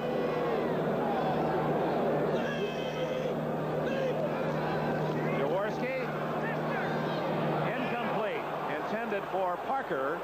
And it was well covered, and boy, when you throw in the area of Lester Hayes, you're asking for trouble. Matuzak was right on Jaworski. Somebody made a mistake somewhere. That was thrown behind him. That was a poorly thrown pass, and I don't want to point the finger at Mr. Jaworski. There is the Eagles scouting booth above, calling down the plays, and the man on the far right is Sid Gilman. I guess when you talk about Gilman with the Eagle players, they say genius, an offensive genius. He is the quarterback coach with Philadelphia. The punt by Runeger, well covered by Robinson. In fact, Robinson could have caught the ball had he wanted to. It went out of bounds at the 9-yard line. An excellent kick. Field position now in the favor of the Eagles. Still no score. 3rd quarter, 4 minutes play. Coach of the Los Angeles Rams, coach of the Chargers. He's been in this league a long time. University of Cincinnati was his college team. They say no one knows the passing game any better. Once again, we come back to our key, Art Shell. See if we can pick up what they might do on first down. That's a run. And it is to King. King out across the 10 and whipped hard by Jerry Robinson, 56. Robinson is fast and also tough at 218. Last year, he played inside, didn't he, when Bill Berge got hurt? Right. He did, and loved it in there. He said, I got more action. It's like playing first base in baseball. The ball was always coming to you. It takes a lot of guts at 218 pounds to get in there with those big heavyweights. They retired his uniform at UCLA. He wore number 84 as a collegian. And watch out, he wants to be a sportscaster. If he moves as well in the booth as he does down there, we may be in trouble. Yes, sir. That looks like another run for Oakland. Second down. No, play action. Plunkett through the hands of Chester. Well covered by veteran Bill Berge. Plunkett did a good job of just escaping the rush. And it's the first time we've called Bill Berge's name today. A big part of, he is the inspirational leader, I believe, of that Philadelphia defense. Underwent major knee reconstruction last season, and everybody's rather surprised that he's back playing and playing very well. Lives in Chadds Ford, Pennsylvania, the home of the famous painting family, the artists, the Wyeths, Andrew and Jamie. I'd like him to invite me over to his place just to maybe wander down the road and meet his neighbors. Oh, outstanding contribution they've made artistically to in our society. King and Van Egan split behind Plunkett on third and a long 7. They run. And a tough run indeed by Kenny King, close to a first down before Reggie Wilkes, 51, could make the tackle. Hit short of the first down. You see where the real game is won. It's simple to win a football game. You control the line of scrimmage. King protecting the football. And a slippery little running back. But as you said, Dick, Wilkes on the tackle keeps him from getting a first down. And once again, Philadelphia not great field position, but decent field position. Depending on the foot of Guy, he can sometimes bury you deep. Yes, Sharazad is 39. Guy has had a few high snaps today. He's had to go up twice to pick him off the tree. That's on the money. And he hammers it. Shara to his 32. 40. 47-yard line before Derek Ramsey, 84, and 46 Todd Christensen can make the tackle. A 50-yard punt, 15-yard return. Still no score in Philadelphia. No score in Philadelphia. Third quarter elsewhere. Cleveland now moves in front of Cincinnati 21-7 in the third quarter. Kansas City trails St. Louis 10-0 second quarter. We'll have all the scores and highlights. NFL report following the game. We'll have more scores for you in a moment. First down, the Eagles at their own 47 after the 50-yard punt. Jaworski to Montgomery. What a cut. And he's to the 47-yard line. Boy, you talk about setting up the defense wide and cutting back inside. Montgomery executed beautifully. Great block also by Leroy Harris on the strong safety who was coming in there to try to support Yassim. 36. Mike Davis is trying to and Harris on the block, and Wilbert Montgomery up through there. Stumbling forward to the 40, almost the 46-yard line. We're at second down and 3. The Eagles have not had a first down since the first quarter. Harris may have one now as he's to the 30, close to the 38. Now they're going to mark it a little short, so it'll be third down and less than a yard. Did you say the Eagles haven't had a first down since the first quarter? Not since the first quarter. Wow. There's the total in the game. Oakland hasn't done that much better itself. Just a couple since the first quarter. And we're now 9 minutes and 20 seconds remaining in the third period. And I don't think they have a first down here either. It's going to be third down and very, very short. One thing about the Eagles, in a situation like this, Dick Vermeil has often gone to play action and go for the touchdown. I think, though, at this point in the ball game, he's got to think about that first down to establish something, some consistency in his offense. They have not had a long drive yet today, and that's characteristic of the Philadelphia offense. Coach of the year, and more significantly, voted that honor by the other coaches in the National Football League.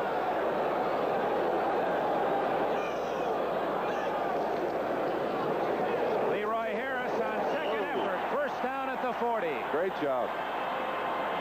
Browning and Osteen finally secured the tackle. And right behind Stan Walters, an all-pro offensive tackle, number 75 of the Eagles. And Petey Perro. You see him standing up Reggie Kinlaw in the middle, and Harris hits that center right in the back. But it's a first down, and that's their first down since the first quarter. That must seem like eons ago for the Eagles, who are looking for their 8th consecutive win today. Best record in football coming in.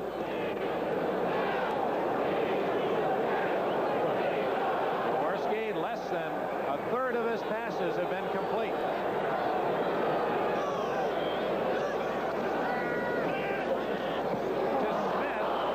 And look who got it on the first bounce. Lester Hayes. Had that been deflected a little higher, Lester the molester, they called him at Texas A&M, was on his way. John Matuszak was right in Jaworski's face, too. You'll see him on Jerry Sizemore. Kind of a slip block. He's got to get out there in a hurry trying to get Hendricks. It was overthrown. There's an interesting statistic for the Eagles. Only 4 first-round draft picks, Sizemore being one of them.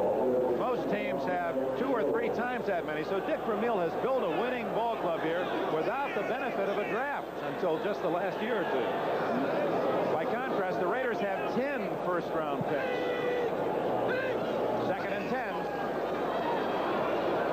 Screen to Spagnuolo. 40, 35, and Matuszak tracks him down just inside the Oakland 34. Big twos. He can still move. Yes, an unusual screen pass, too, to the tight end.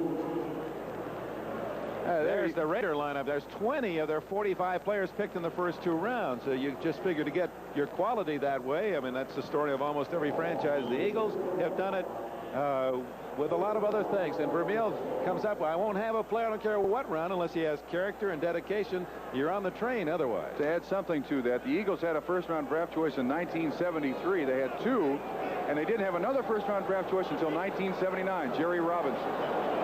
The Bears have taken the lead at Atlanta. Vince Evans on a scramble for a run. Touchdown. Oh, Montgomery right into the arms of Dave Browning and Cedric Hardman. Hendricks was there too. Excuse me, Dick, but if you've got confidence in your defense, right now is the time. If you're going to have a fake field goal, pull it out of the bag. Here comes Franklin, and he's going to try a long one if he tries one. Now, let's see where they set this up. The line of scrimmage to 34. That would make it at least the 41 or a 51-yard try. Could be 8 yards back, 52. Franklin, as you know, has the 2nd longest field goal in NFL history, 59. Last year as a rookie against Dallas. Tom Dempsey's 63, the record. This would be 51, well within his range.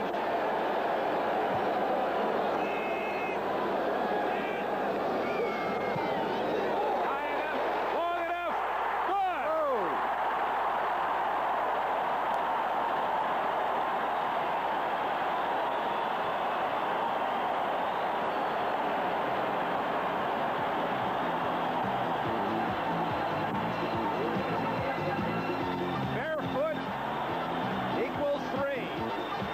In New York at Schaefer Stadium in Foxborough, a couple of second-half scores. 10-0 at the half. First play to 3rd quarter. Rod Schote returns an interception 42 yards.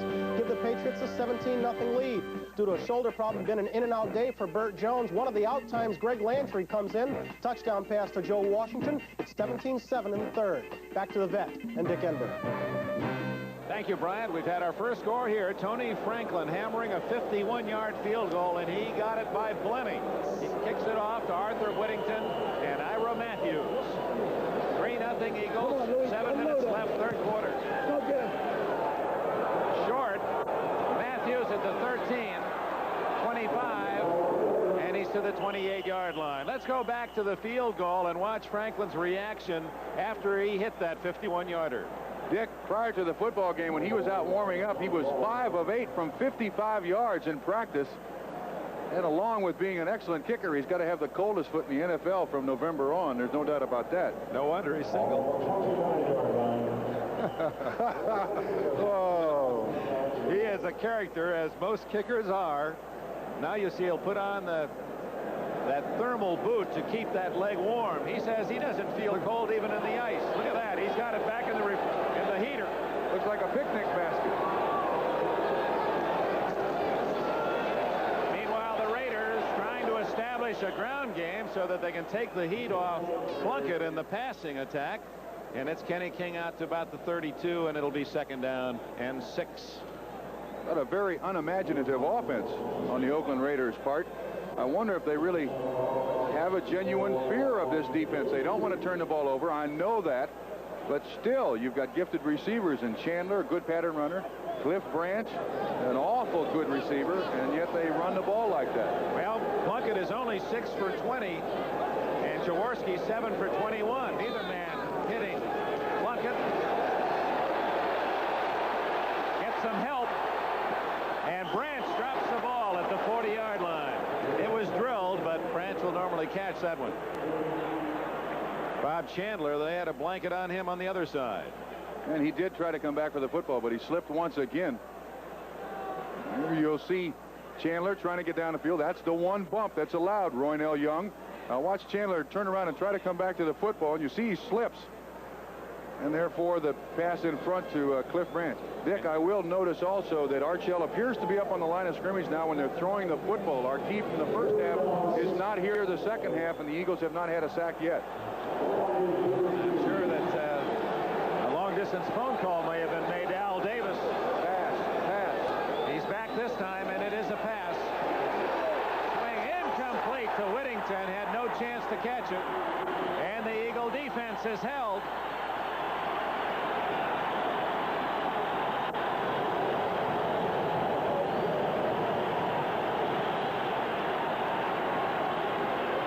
These fans are used to cheering here in Philadelphia, aren't they? They haven't had much to yell about. Buffalo has now taken a 21-10 lead against the Super Bowl champs. 34-yard run by Curtis Brown of the Bills. They're looking for a 9-3. Raymond Guy with John Shara back at the 26. 6 minutes left, third quarter. Guy.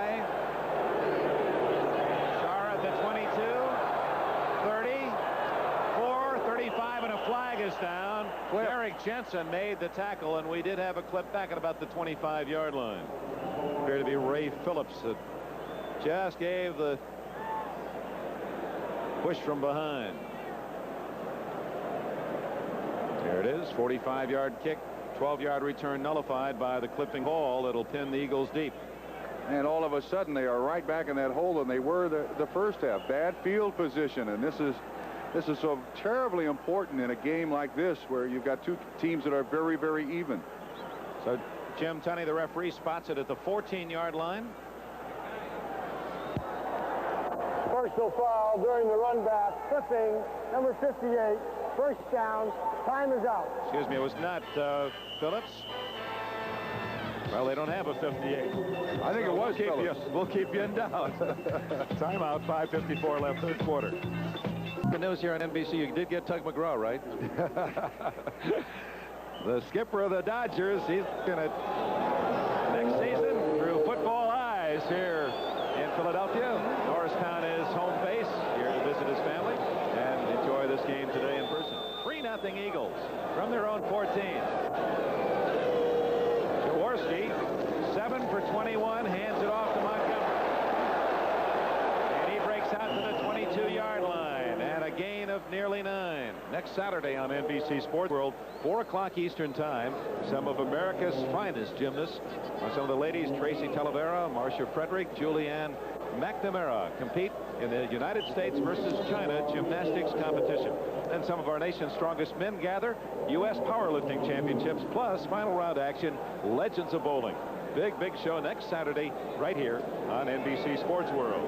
Dick, I would expect that Ron Jaworski and the Philadelphia Eagles will give the ball an awful lot to Wilbur Montgomery for the rest of the game. 12 rushes now, 54 yards for Montgomery. Second and 2. Montgomery close to a first down. While they measure, let's go to NFL 80 in New York and Brian Gumbel. Thank you, Dick Enberg. At Rich Stadium in Buffalo, the Bills have padded their lead against the Steelers. Curtis Brown out of Missouri, finding some room around left end, reverses his field, takes it 34 yards in all, and the Bills are taking it to the Steelers, 21-10 in the third. Let's go back to Philly. Dick Enberg, Bob Trumpy. All right, Merlin Olsen will be back with us on Thursday, Thanksgiving Day. Dallas and the Seahawks part of the Thanksgiving Day fair. Great to work with Bob Trumpy today, the former Cincinnati Bengals star tight end. Did not make the first down. It's 3rd and 1 for the Eagles. And they're a little mix-up. Prefley and Harris fighting for a position. And they don't get it off. Yes, they did. Just it. Bubble! At the 20, the Eagles recover, and that play had trouble written all over it right from the start. Oh, boy, they dodged a bullet there. The Oakland Raiders have not gotten a break today. Wilbur Montgomery slow in getting up. He's very lucky to come up with this football at all. He never really got the handle on it. Wow. Oakland is still to get its first break of this game. So Max Runniger will kick from about his own 10. Ira Matthews waiting. He'll come up to get it. Nope. Bounces at the 45. Eagle bounce to the 40. Out of bounds after an Oakland bounce at the 42. Now the Raiders trailing by a field goal in this tight defensive struggle. 3.5 minutes left in the 3rd quarter. Will put it in play in good field position. 37-yard punt by Runniger. The Eagles 3, Raiders nothing. 3.5 minutes left in the quarter. When I was coach Bryant Gumbel in New York, at Cleveland, Brian Sipe is doing a number on the Bengals. This is his 4th touchdown pass of the day, his 25th of the year. Brownies in front 28-7 while the Oilers and Steelers are losing. Dick? Oh, could be a big day for Cleveland, Bryant, and I know you've got more updates. We'll be right back to you in New York. Here in Philadelphia, 42-yard line. The Raiders have it. Their own territory, trailing 3-0. 3.5 minutes left. Plunkett looking for his first completion of the second half. Pass. Play action pass. Deep. Chandler's open. Oh! And he missed him by plenty. And Chandler was open. So it'll be 2nd and 10 for Plunkett and the Raiders. Now back to New York and another update. Okay, Dick, it's a busy afternoon trying to keep you up to date on the scores. New England kicking off here to Baltimore. Nesby Glasgow gets hit. Ball comes loose right into the arms of Rick Sanford. Easy 17-yard touch. Pats are ahead by 20. Dick? Bryant, and it's one of the features we're very proud of on NBC, and Bryant does such a superb job back in the studios bringing you up to date on all the other action around the NFL each Sunday. 2nd and 10 at the 42-yard line. Raiders trail 3-0. Plunkett chased out of the cup by Clark. He'll run it. 45, 50, 45, fumbles! And the Eagles say they've recovered. No, the signal is Oakland's ball. Well, Bob, you said the Raiders hadn't had a break, and they got a big one there. Their first one of the football game, too. Plunkett didn't see the man trailing him from behind, Jerry Robinson, who shook it loose. That seems to be somewhat characteristic, too. You see Clark almost free there. Somewhat characteristic of Jim Plunkett. He carries the ball very loose there. And he should tuck it in like any good running back. Oh, how in the world did Oakland come up with that football, Dick? Here to be Arthur Whittington downfield, got the bounce. Wow. So Oakland a first down at the 42 of the Eagles. Whittington, figure he recovered the fumble. You ought to get a chance to lug the pumpkin, and he's down to the 38-yard line. Make him a star. Make him a star. Well, he was at SMU, and he's very proud of his Mustangs and their fine season this year. Plunkett looks at 2nd down. Call it 6. Credit Charlie Johnson with that last tackle. Still very conservative by both offenses, trying not to make the big mistake. And field position has played such an important part in this ball game, and now Oakland has it on their side. Less than 2 minutes remaining in the 3rd quarter. Van Egan, good hole, and he dives to the 33-yard line. It'll be short about a yard from a first down. 95, John Bunting in on the tackle. Bunting, big baseball fan. Speaking of Tom Lasorda, Bunting is a Baltimore Orioles fan. In fact, he wears an Oriole ball cap at practice. And I asked him, are you really a big Baltimore fan? Who is your favorite? He said, well, I'll tell you how much of a fan I am. My son's name is Brooks. Brooks Bunting. Will that cause some baseball announcer some problems if he does become a baseball? Yeah. Brooks Bunting is Bunting. Well, it's better than hit and run, I guess. Yeah, I suppose also the kid should be happy his dad's favorite baseball player wasn't Boog. Boog Bunting? Well, that's right, too. 3rd and 1. Whittington can't get it. He's short. Tried to catch the Eagles pinching inside, and even with Whittington's speed, he couldn't beat Berge and Blackmore. Well, a big choice here for Tom Flores. Do you go for it? I think they're somewhat short. 4th down and less than a yard. Do you go for it? Do you try the field goal? Well strung out here. Look at Berge come up there through the hole. Sticks his helmet in him and then cleaned up by the defensive lineman. Carl Hairston. Boy, is he a hustler. Even Claude Humphrey said he's never seen a good player, and Hairston is, hustle as hard as he does. Practices games. He's always working at the maximum. They go for it on 4th and 1. Van Egan up on a wing. Only King behind Plunkett. King. He doesn't make it.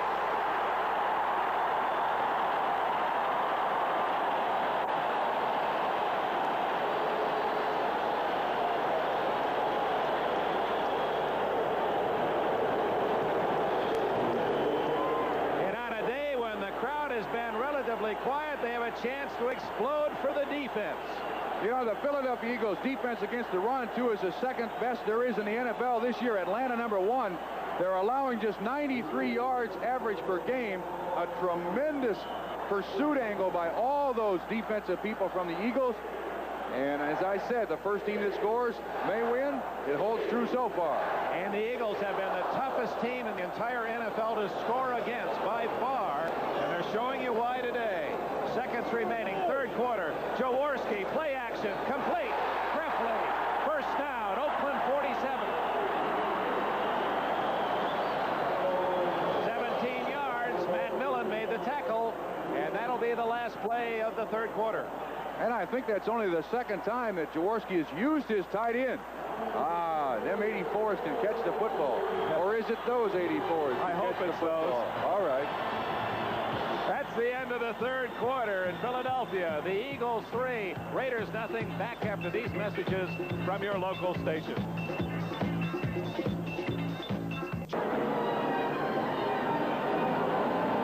Fourth quarter, 3-0 Philadelphia. The running star of the Eagles, Wilbert Montgomery, we understand, was kicked in the head in the helmet, and he's woozy on the sidelines. That's why Billy Campfield has been in the backfield behind Jaworski. You see Philadelphia's success in the 4th quarter. Oakland also has played very well in the 4th quarter.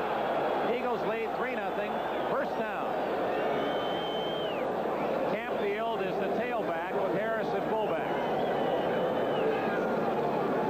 Campfield. He's to the Oakland 43-yard line. It'll be 2nd down and 6. Matuzak and Hendricks, the tacklers for Oakland. Philadelphia's got to be very conservative at this point. Once again, they're on the plus side of the field. They've got good field position. They don't want to turn the ball over here. And I think it's a factor that Wilbert Montgomery's not in the game. In there, his 4.5 or 6 yard per carry average would really help them right here. Campfield is averaging just 2.7 a carry this year, 107 yards. The Eagles have been beaten only by St. Louis in 11 games. Here's Campfield.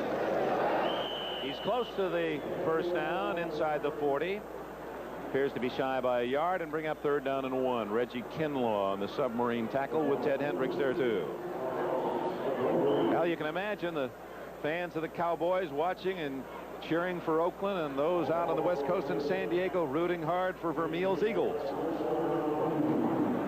Eagles have not allowed a touchdown in the last 8 quarters. You'll recall they shut out Washington 24-0 last week, and they lead 3-0 today. And fourth period. Excuse me, Dick. The Oakland Raiders, too, are 26-5-1 against NFC opponents, so they're not supposed to lose to this team. Big play, 3rd and 1. This is about where the Eagles made their stand. Campfield, is he hit by Millen? 55.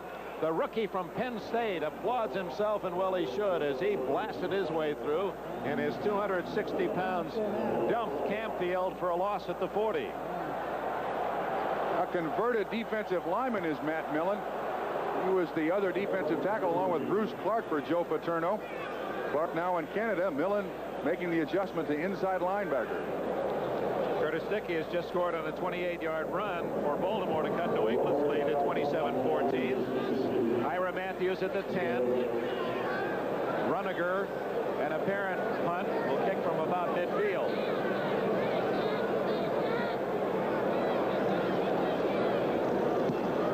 Aims it to the side.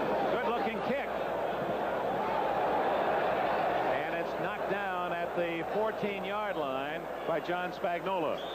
So the Raiders, trailing 3-0 with 12.5 minutes left in the game, have the ball deep in their own end. First, let's go to New York and Bryant. All right, Dick, you mentioned Curtis Dickey's touchdown. Here's a look at it. It's an end sweep. Out in front is Robert Pratt, number 61. He'll get a good block on Rick Sanford. Curtis Dickey does the rest. Dickey's over 100 yards rushing on this day, but the Colts still trail by 13. Dick? Well, you talk about Bryant being on the spot. We no sooner told you about Dickey, and he showed it to you. Let's break for this word.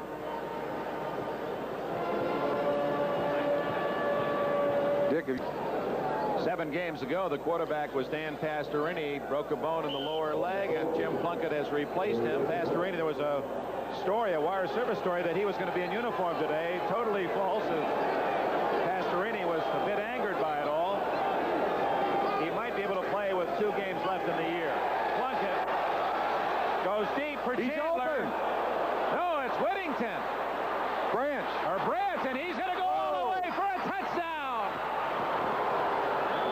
A most unusual pattern. They had Chandler running deep as they did the first half, and Branch was a trailer, and they threw short to Branch, and then he used Chandler's shielding block for an 86-yard touchdown.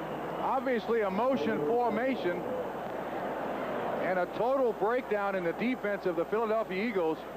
Absolutely uncovered. And you can see Jim Plunkett is anxious to get the ball down there. Somebody made a mistake somewhere, but give credit to Plunkett. He put it right on the money. You can see it looked as if it was going to Chandler, but it went instead to Branch. He got a block from Chandler, a key block on Wilson, and then with Branch's speed, it's all over. Hey, great coverage. Teddy Nathanson, our director, George Finkel, our producer, right on top of that one. You can see it leave Plunkett's arms right to Branch, and Oakland goes in front. Here's Barr's try for point.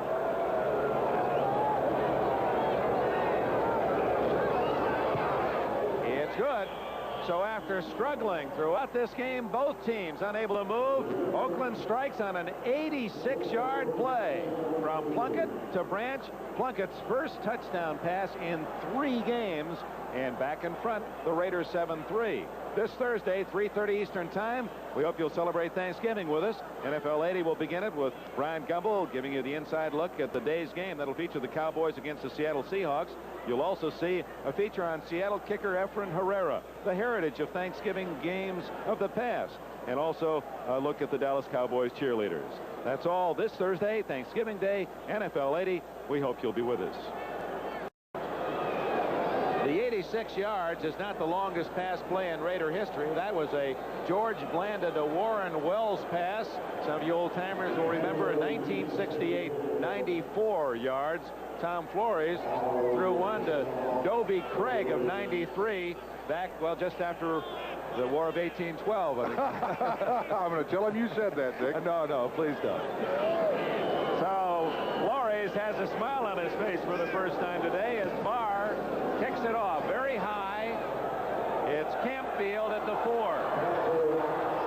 And he is stopped at the 17-yard line. Stopped by the backside of Jeff Barnes. It just kind of backed into him. So the Eagles struggling to finally get a 51-yard field goal in the third quarter to take a 3-0 lead. Find Tom Flores. Raiders now ahead on the bomb, and that is the Raiders style.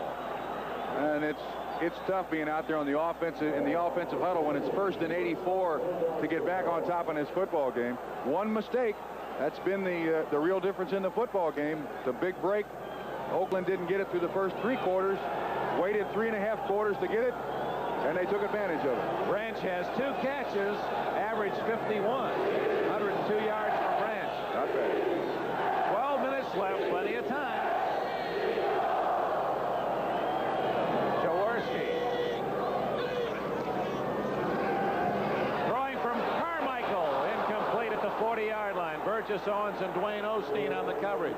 Carmichael, while catching 2 passes to extend his NFL record to 124 consecutive games, his 2 receptions have gained a total of only 6 yards. So they've done a good job covering the big guy. They have shut down, the Oakland Raiders have shut down the passing game of the Philadelphia Eagles almost completely. Atlanta trying to protect its lead ahead of the Rams in the NFC West, leading 21-17. Alfred Jenkins has just got a 42-yard pass for the Falcons, and Buffalo now steamrolling the Steelers. Fourth quarter, 28-10. Second and 10. 4 down linemen, 5 defensive backs for the Raiders. Jaworski could be intercepted. Just missed the grasp of Mike Davis on the deflection intended for Wilbert Montgomery, who's back in the game. Good news for the Eagles. Well, they seem to be a little disorganized right here. A good pass rush by Oakland, but he's got time. Looks off the defensive back, then in the last second, you're correct, throws it behind Wilbert Montgomery. Jaworski has not thrown the ball well at all today. 8 of 24, just 66 yards, and he is the leading, going into this game, the leading quarterback in the NFL. That's a good point, Bob Trumpy. Leading with a 59.5% completion average, 23 touchdowns, second to Fouts, only 9 interceptions. He's hit only a third of his passes today. 3rd and 10.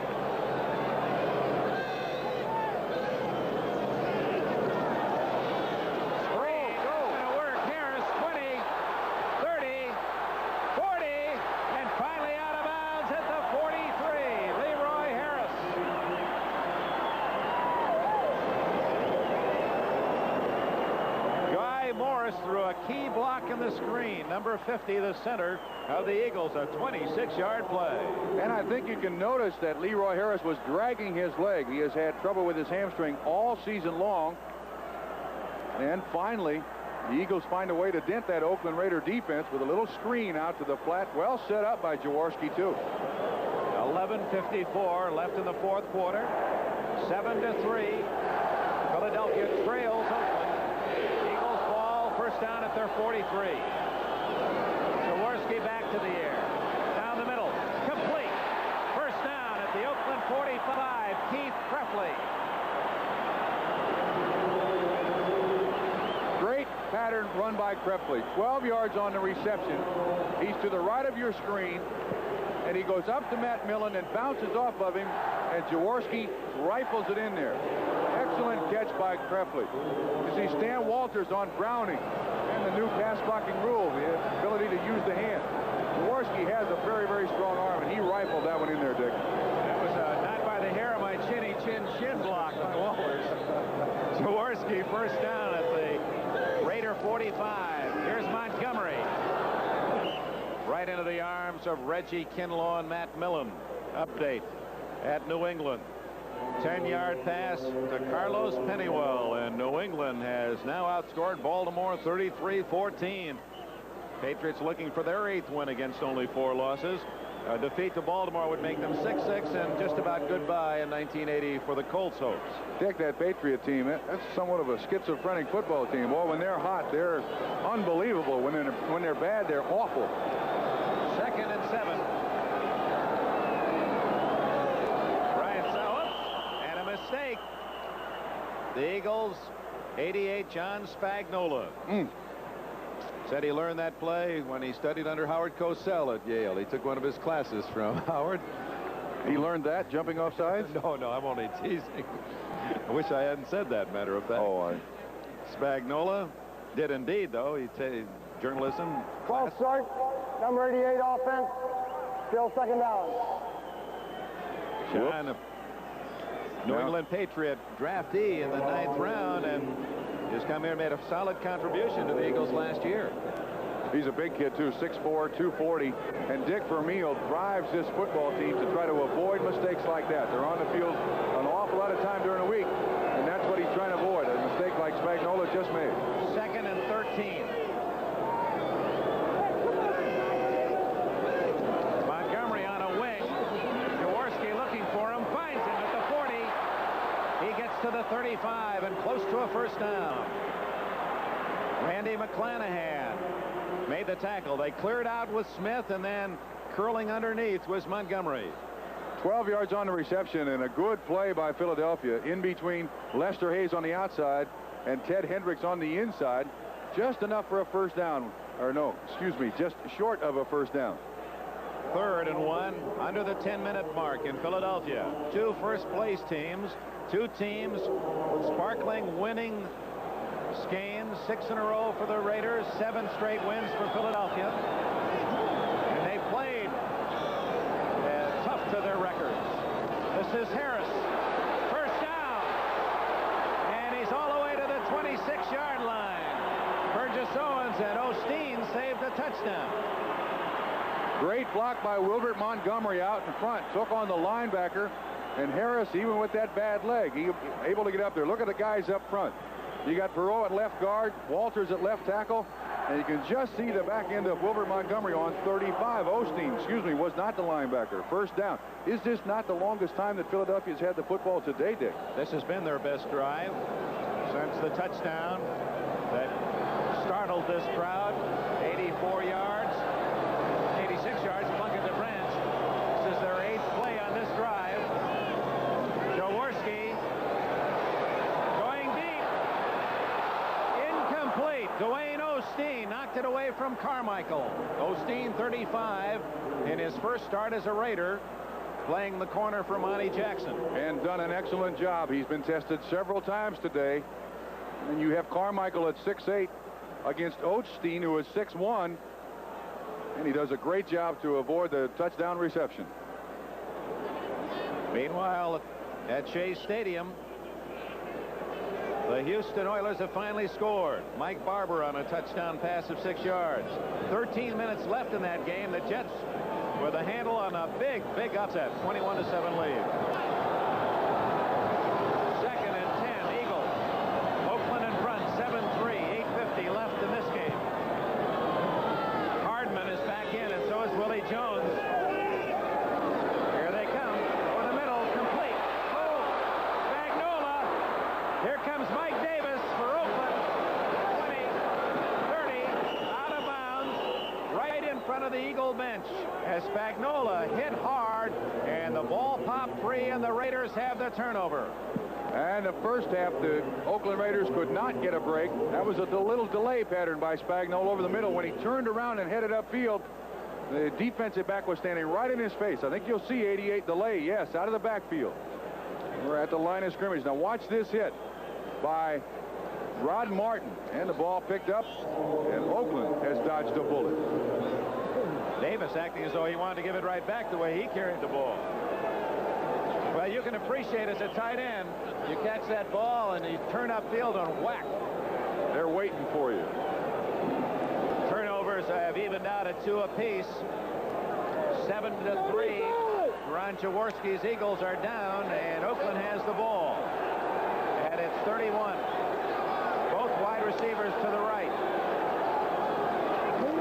Whittington gets a yard or two. Second down and 8. Now let's go back to NFL 80 in New York, and Brian Campbell. Okay, Dick, down by 3 touchdowns at Shea. The Oilers have finally gotten on the board. Kenny Stabler throws a touchdown pass of 6 yards to Mike Barber, but the Oilers are down by 14 in the 4th. Dick? All right, Bryant. And here the AFC Raiders lead the NFC Eagles 7-3. You see the clock ticking away toward the 8-minute mark. Second down, call it 8. Meanwhile, Cleveland is destroying Cincinnati 31-7 in the 4th quarter. Browns trying to make hay while Pittsburgh and Houston are losing. Whittington, nothing there. Boy, the Eagles have really been tough on the sweeps. Carl Hairston, 78. 68, Dennis Harrison. 71, Ken Clark. I'll tell you, the guy that stuffed the play, though, was Jerry Robinson, number 56. He took on that blocker right in front of him. Raymond Chester, I think, is going to hit him. Watch Jerry Robinson knock him right back in his tracks.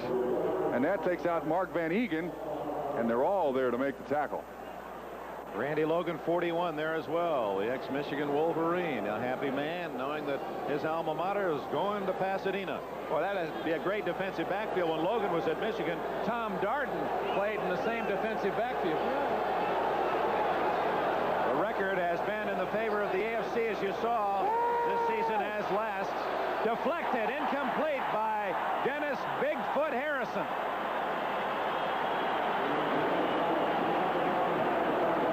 Bigfoot had a big hand in the way of that one. 6'8", 280 pounds, working on Henry Lawrence. And he realizes the guy gets by him and just gets his hand up in the air. I repeat, last week against the Washington Redskins, his defensive line deflected 8 passes from Joe Theismann. The joy of the big man. love it. I like the way the athletes of today show their emotions. Raymond Guy to John Shara. Shara at the 26.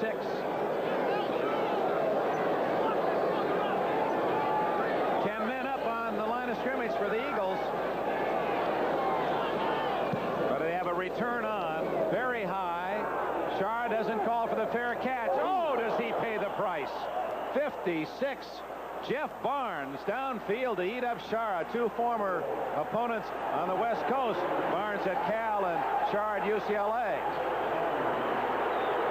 39-yard kick. Watch the reaction as we go to commercial. Guy's kick. Shara, no fair catch. First down at the Philadelphia 29. Time remaining, fourth quarter, 6:52. Well, this is the point in the season where Dick Vermeil wants his football team 10-1, playing a good football team. Now he's going to find out what kind of character his team has. This drive may determine the season for this team. Ron Jaworski has had a brilliant season, but an ordinary game.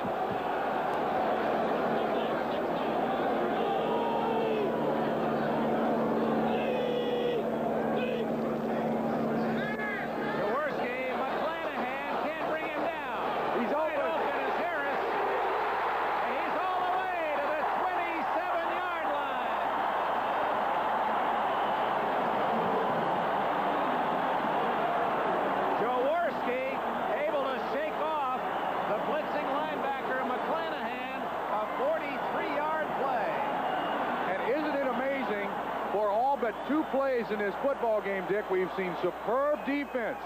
This play is made possible by the agility of Jaworski, and then full trajectory to Harris. Wow, two big plays in a football game, and that's it. And that one can turn the momentum to the Eagles. They're flapping their wings down at the 28-yard line of the Oakland Raiders. 7-3.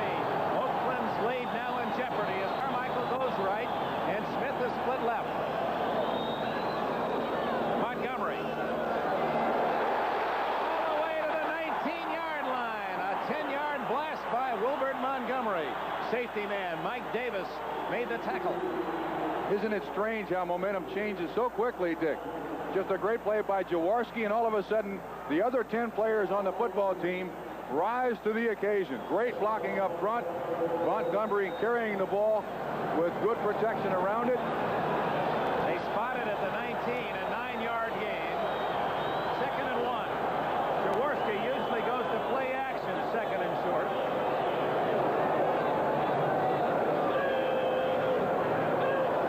Not this time. Montgomery, first down at the 15.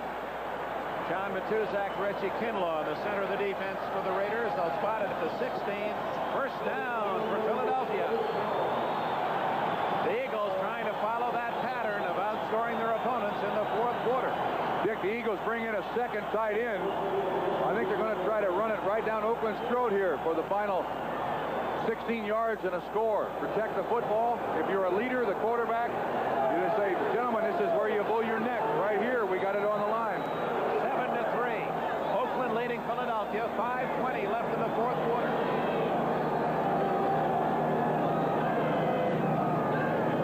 Montgomery. Oh my, what a surge by Matt Millen, Randy McClanahan. And also in on the play was Dave Browning. I've never seen Browning play a better game defensively. Great play. Well diagnosed. And Montgomery has no place to go. None. Ooh, that's a cruncher. If he had cobwebs before, he's going to have them again. There are the signals by Lynn Stiles in the yellow jacket. Dick Meal, the head coach. The ball is at the 18-yard line. Millen, Kinlaw, McClanahan go out for Oakland as they bring in those two pass rushers, Hardman and Jones, along with an extra defensive back, McKinney. 2nd and 11. Blitz, Hendricks. Complete and then dropped. Carmichael sandwiched by Osteen and Burgess Owens. And the ex-Jet Owens continues to play a solid back line at safety. The ball was there. That's just a good defensive hit. And well called, too, by the Oakland Raider defensive coaches. They had a blitz up front. Good coverage by Osteen. Owens there to make sure. And this has got to be, even though it's third down, this has got to be 2-down distance. I think they have to go for it on 4th down, wouldn't you, Dick? 4:22 left. Yeah, it's so critical, Bob, that the Eagles are going to take a timeout. Jaworski wants to make sure his head's in the same huddle with his offensive masterminds along the near sidelines. I like to play coach. I'm not very successful at it, but one of the plays that the Eagles have used with pretty good success so far today has been that tight end screen. And it's kind of tough to do in a 4-2-5 configuration defense in front of you, but I think it's something to think about. It's a high percentage completion, and they may come with something like that. Well, more football coming for you on Thanksgiving Thursday. We hope you'll sit down and add us to your Turkey Day holiday. 3:30 Eastern Time it all begins, and then you'll see the always fun to watch Seattle Seahawks, the most unpredictable team in the National Football League, against the Dallas Cowboys. And of course the Cowboys, great interest focused on this game, as they're currently 2 full games behind these Philadelphia Eagles at 10-1 and 8-3. Thursday, 3:30 Eastern Time, 12:30 in the West for Dallas and Seattle. Dick, I'm going to be down there in Dallas with you, and I guess it's my responsibility to carve the turkey. All right. I didn't know you were going to be with us. Yes. That's great. So treat me nice, and I'll give you a big slice of turkey. The big guy will be nice to you, too. 4:22 left in this game. Jaworski back to the huddle. Used his first time out of the second half. Raiders 4-2-5 defense. 3rd and 11.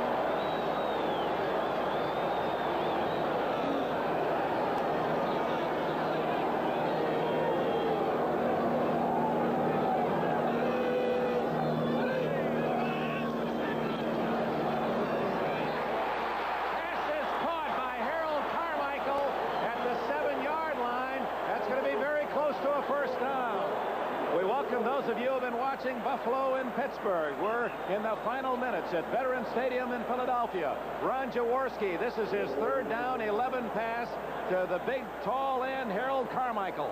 And look at him come back with a football, Dick. That's the best thing a receiver can do in that situation. And they've got the 1st down. 1st and goal. To bring you up to date, these two teams, both in first place, both on winning streaks, were tied at halftime. No score. Tony Franklin kicked a 51-yard field goal to give the Eagles a 3-0 lead into the 3rd quarter. A Jim Plunkett to Cliff Branch bomb of 86 yards put Oakland in front here in the 4th quarter, 7-3. And since that time, the Eagles have come marching back and have it 1st and goal at the 7-yard line with 3 minutes 55 seconds left.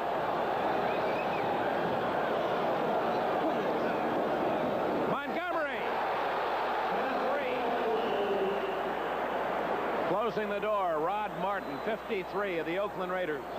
Dick, that's the first trap that the Eagles have run all day long. You'll see the center 50, Guy Morris, block back. You'll see the left guard pull, Petey Perreault. And Montgomery tries to get up through there, but a jarring hit by Rod Martin. And that's the way this game has been played. You've missed a lot of it, you people that just joined it, but it's been terrific defense from the first kickoff. Well, you saw the helmet of Montgomery almost flew right off his head on that tackle.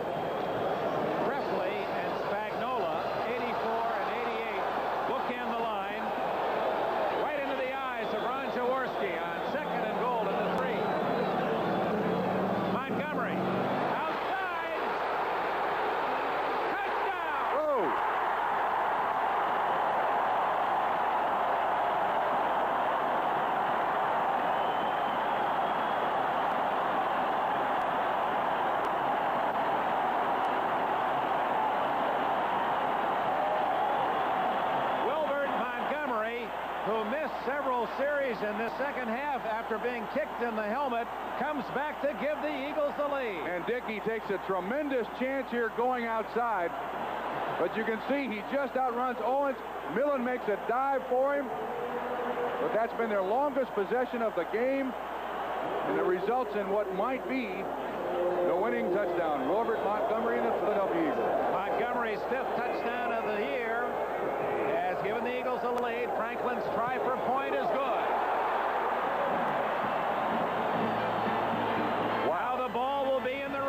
court with a timeout. 2 minutes, 56 seconds left. The Eagles have just marched 71 yards in 9 plays and take the lead 10-7.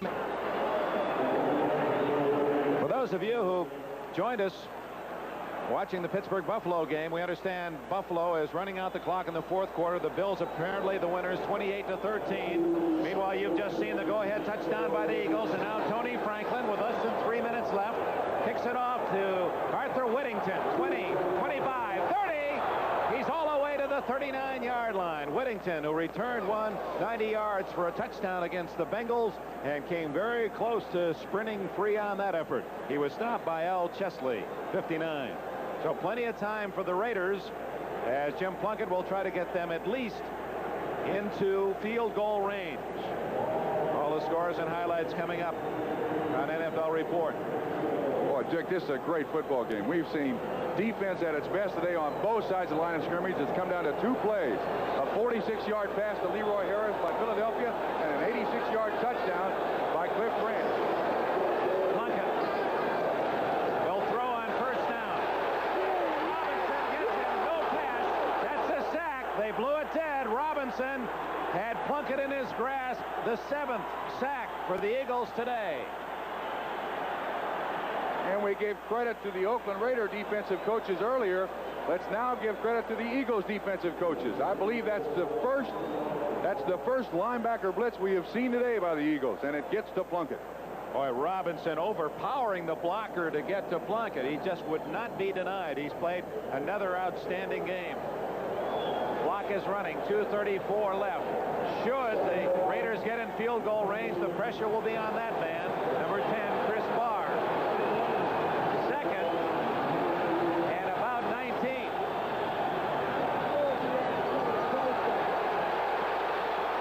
Branch complete at the 41. Secured on the tackle by 27 Richard Blackmore. 2:11, 2:10. The Raiders seem in no hurry. Apparently will just wait for that 2-minute timeout. I think they'll give him those receptions all the way down the field, Dick. Watch the pressure. In the first half, the Eagles had 6 sacks on the Oakland Raiders. That's their first of the second half. That one earlier by Jerry Robinson. Branch's catch leaves the Raiders at 3rd and 9, and we'll be right back. 2 minutes left. Bryant Gumbel in New York at Shea Stadium. The Oilers, once down 21-0, are now within a touchdown. Snake Stabler finding Billy White Shoes Johnson from 6 yards out, and suddenly the Oilers are only a touchdown down. There's still time to play. Let's go back to the vet and Dick Enberg. Boy, every Sunday is like a holiday, isn't it, for the football fan? An exciting game there. Chris Barr has not been able to hit the long-range field goal, but his reputation has been better than those statistics. Let's stuck in a final. Detroit Lions down 10-0 at Tampa Bay, rallied to beat the Buccaneers. That's a final.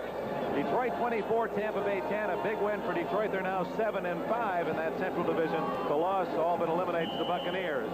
It's 3rd and 9 for Oakland with 2 minutes left. The Raiders have the ball at their own 40-yard line. Chandler to the right, working on the rookie Young, and slotted right is Cliff Branch.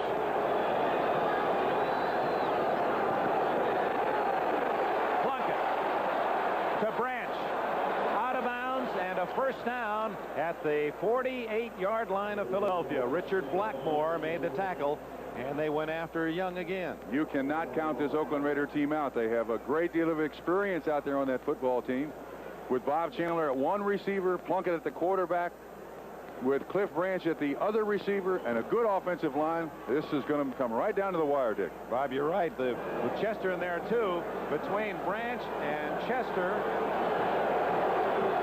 and Chandler, they have 142 touchdowns, just those 3 men.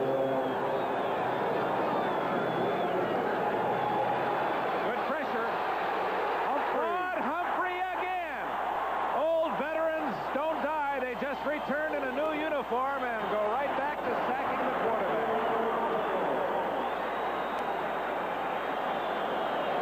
Amazing. He has come around Henry Lawrence all day long. Good pressure up front, and Plunkett doesn't even see him. Has no idea he's coming. 13 years he's played, and to repeat, Bud Humphrey told me before the game, he's never had more fun playing football in the last 2 years with the Philadelphia Eagles. defeated the Colts 47-21. Buffalo also winning, so they remain a game apart. Here it's second down and long for Plunkett. He goes down the middle, almost intercepted by Young. It was intended for Bob Chandler, and Young had the better position. And he's been picked on all day long. The Philadelphia Eagles have tried Osteen, and the Raiders have tried Roynell Young, and they've both had great football games. It comes down to this play in fourth down, Dick. Oh, this is great football. Two teams won 10-1, 8-3, a 6-game winning streak, a 7-game winning streak. This is the way it should be played. Not a lot of penalties, just breaks here and there. The Raiders, should they lose, would drop into a first-place tie with the Chargers. The Eagles, with a win, would stay 2 in front of Dallas. Derek Jensen is in the backfield for Oakland. He's in there to block. Plunkett. Young, great coverage on Chandler, and now it's down to one play for Oakland, fourth down and 20.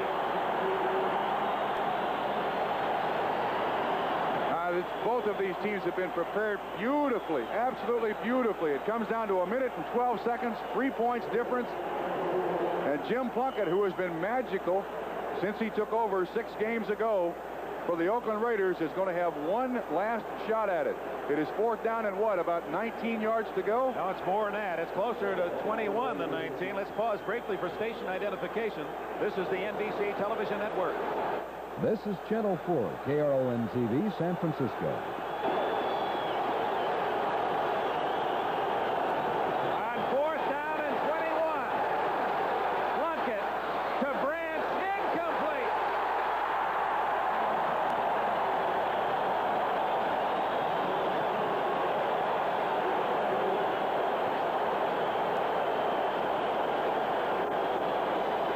And it appears the Eagles have won their 8th in a row.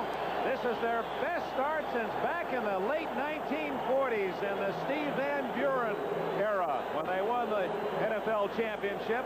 They're about to go 11-1, and their defense, true to form, has been very tough. And a tremendous psychological lift for this football team. They have been accused of getting to 10-1 by playing very mediocre opponents. To this point, up to this game, their opponents had records of 37-62. There were a lot of people around the country saying, yeah, they're 10-1, but they haven't played anybody. They've certainly proven otherwise today. Excuse me, Bob, I wanted to point out that score, 28-13. Buffalo beats Pittsburgh. Pittsburgh's lost. Houston is losing, but trying to rally. Boy, that really sets up a big game on NBC next Sunday. Right into the line. And the Raiders will use one of their timeouts here to stop the clock at 58 seconds. That's a 4 o'clock Eastern time a week from today. Cleveland at Houston. And Cleveland won today, or was winning today. Oh, will that be a game? So the ball at the 40-yard line. The Raiders do have 2 more timeouts left. It's conceivable they'll get a chance at a final desperation pass or 2. Most of the fans upstairs don't think so, as the seats begin to empty. 68,535, a sellout today. There were a few thousand no-shows. Folks seem to be content that Philadelphia has this one in the bank. Dick, have you, we set this game up as the tale of 2 quarterbacks. Have you ever seen a better defensive game in the last 3 or 4 years? It's the kind of play that you see in the extra innings, the overtime, right, the playoffs, onto the Super Bowl. Another update. Oh, my, look at that. Houston down 21-0, and I believe in the 4th quarter they were down 21-0. The Oilers have scored 3 touchdowns to tie the Jets. So Houston, what? Bum Phillips, he might have worn out a couple of those elephant ear cowboy boots today. I want to thank our spotters, Bill Friel and Paul Giordano. A fine job. Joe Costanza, statistician. Downstairs, Ted Nathanson and George Finkel calling the shots. Second down play. Montgomery, middle of the line, wrapped up shy of the 35-yard line by Reggie Kinlaw. By winning today, the Eagles would guarantee a playoff spot at the very worst. Even if they lost all the rest of their games, would be a wild card team as they have been the last 2 years. And we talked about their steady progression. 2 years ago, they were beaten in the first round. Last year, they won the wild card spot, beating the Bears, and then they lost to Tampa Bay 24-17. Now, here's the Central Division as of the moment. Cleveland has won. Houston was losing. But boy, you talk about don't count your money too soon. The Oilers haven't given up, and in fact, they're at least in a tie now. Pittsburgh has lost. Cincinnati lost to Cleveland.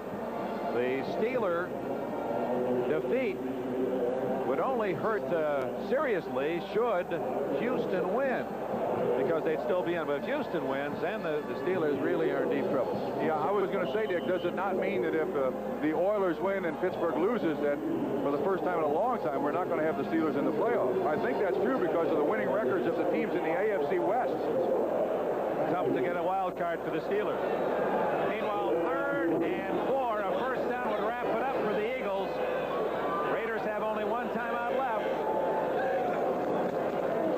Montgomery tripped up. Mike Davis blitzed through and tripped him up short of the first down. The last timeout exercised by Oakland, and 47 seconds remain. Of course, the clock will stop on change of possession, so Oakland will have a desperation shot at trying to get into field goal position. Gee, I'm not so sure I wouldn't just run this ball, Dick. Instead of punting it, there's Ted Hendricks has blocked 20 kicks, both field goals and punts, through his illustrious career. It's not without mentioning that anything can happen in this football game. Why wouldn't you just run the ball, take your chances? Your defense has been terrific all day long. Well, Runninger's in punt formation. Ira Matthews back at the 10.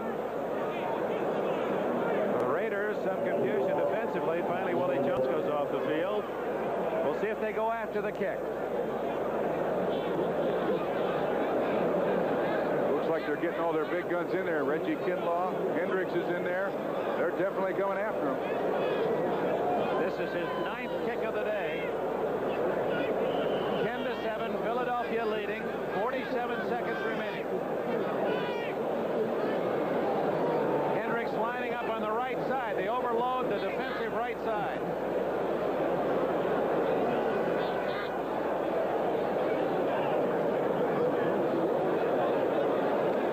Here they come. He gets it away neatly, and it's a good kick. Takes the Raider bounce, and Oakland will be 80 yards away on the touchback. 38 seconds left, and the Raiders do not have a timeout. Well, a scoreless first half. A 51-yard field goal is now the difference in the game. Franklin hitting from 51. Remember, Chris Barr missed on a 45-yard attempt back in the first quarter. And in the fourth period, electrifying bomb from Plunkett to Branch of 86 yards gave the Raiders a 7-3 lead, only to see the Eagles drive 71 yards in 9 plays. And Wilbert Montgomery scoring on a sweep left from 3 yards out to give Philly the lead 10-7. Plunkett will have to use the sidelines. If his man is tackled inbounds, he has no way to stop the clock. Incomplete. Derek Ramsey well covered by Berge. Robinson was there too. And had he caught the ball, he'd have been tackled inbounds. I don't think the way Berge had him shielded from the sidelines, he was thinking, I'm going to keep you inbounds. Go ahead and catch it. Philadelphia has done a great job defensively, stopping the passing game, with the exception of that one play to Cliff Branch for 86 yards. And I do think that was just a mental mistake by one of the defensive backs of the Eagles. They have played a super football game. We understand the New York Jets have just scored on a 45-yard run to take the lead against the Oilers. We'll have highlights on our post-game show, so stay right here on NBC. We'll be going there live. Plunkett to Branch, incomplete at the 33. It's 3rd and 10 on the clock. The enemy of the Raiders. 26 seconds left. 28-21 the Jets after seeing the Oilers score 3 touchdowns to tie them.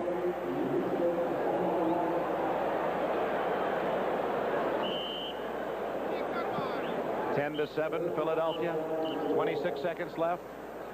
the Raiders in a near impossible situation. They need a miracle play.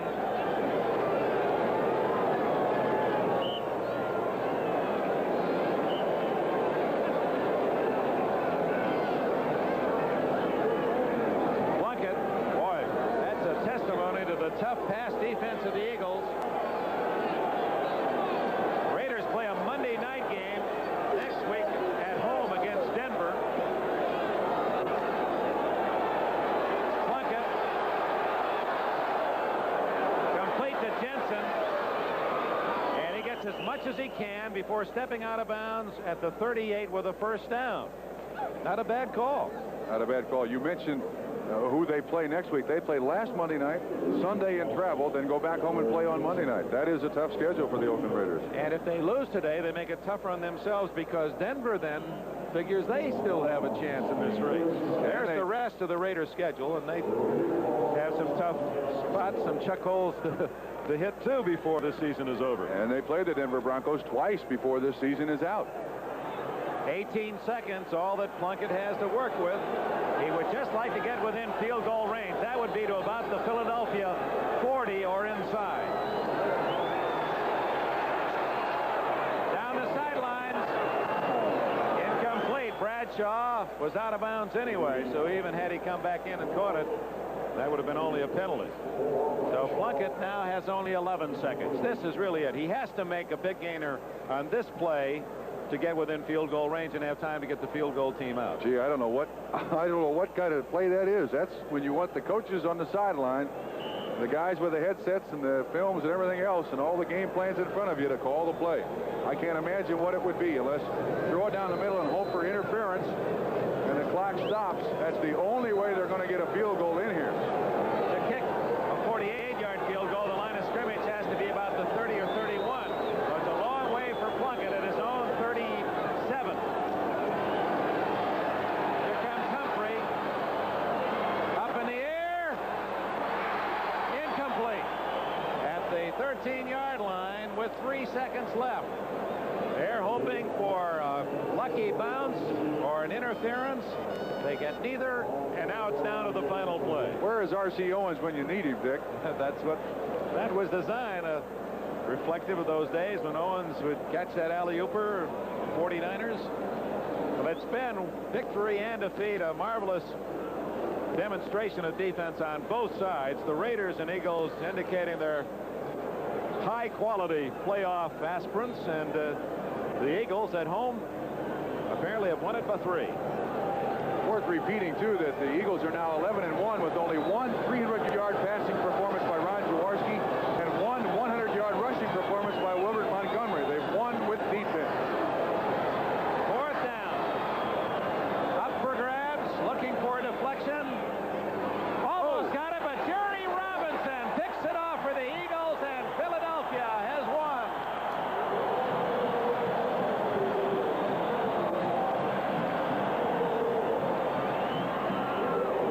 So the Eagles have won 8 in a row as they defeat the Oakland Raiders 10-7. The Raiders' victory string is snapped at 6. That's a fitting climax, too, Dick. As good a game as Jerry Robinson played all day, that he should end up with the interception that finally stops the Oakland Raiders' 6-game winning streak. So Philadelphia 11-1, leading the Cowboys by 2 in a 2-team race in the Eastern Division race. Meanwhile, we understand that the Jets-Oilers game is not finished yet. We'll be going live there to you. So stay right here on NBC. Had a wild one as the Jets had a 21-0 lead, and then the Oilers came back to tie with 3 touchdowns, only to find the Jets going ahead on a late 4th quarter touchdown. And we're going to be switching to Shea Stadium shortly. Dick Enberg, Bob Trumpy in Philadelphia. We hope you've enjoyed this one. The Eagles defense is enough to win it. Philadelphia 10, the Raiders 7. Now to New York. Thanks, Marv. We're down here with more Jet fans. Mr. Michaels and his club have found a way to be 2-9, and it looks tough now. Yeah, it looks very tough. How about Michaels' job? Well, it looked tough for Jimmy Carter, too, but we pulled through. I think Michaels might have the same results as Jimmy Carter. Jet fans love to be on TV, Marv. Back up to you in the booth for the next play. Yes, I notice. 3rd and 2. at the 37. Off the draw. First down picked up by Tim Wilson. Stan Blinka making the stop. The New York Jets with a 21-0 lead going into this fourth quarter. And looked to be very, very dim for the Houston Oilers, particularly without Earl Campbell on the sideline with that bruised knee. But Ken Stabler able to bring the Oilers right back to tie the game at 21, capping it off with the long bomb to former Jet Richard Castor. However, the Jets bouncing back off the 45-yard touchdown pass play to Bruce Harper. Here's Barber. Barber down to the 20. And he has the first down. Greg Buddle making the stop. 2 minutes and 20 seconds remaining in this fourth quarter. And the Oilers with a steady march. They have a first down at the Jet 19-yard line, and Ken Stabler is now 31 for 49 for 362 yards. An exciting day of football here on NBC. Here in Philadelphia's Veterans Stadium, the Eagles have beaten the Raiders 10-7. A final comment, Bob. This was the clinching touchdown by Wilbert Montgomery after an 8-play drive that put them ahead 9-7. They made the extra point 10-7. What a defensive struggle. Now, Philadelphia has won 8 in a row and have lost only 1 of 12 games this year. And of course, that Houston Jets game is not over. The Oilers are driving to possibly tie it and force it into overtime. We'll continue to update that game live, so stay tuned for the Budweiser.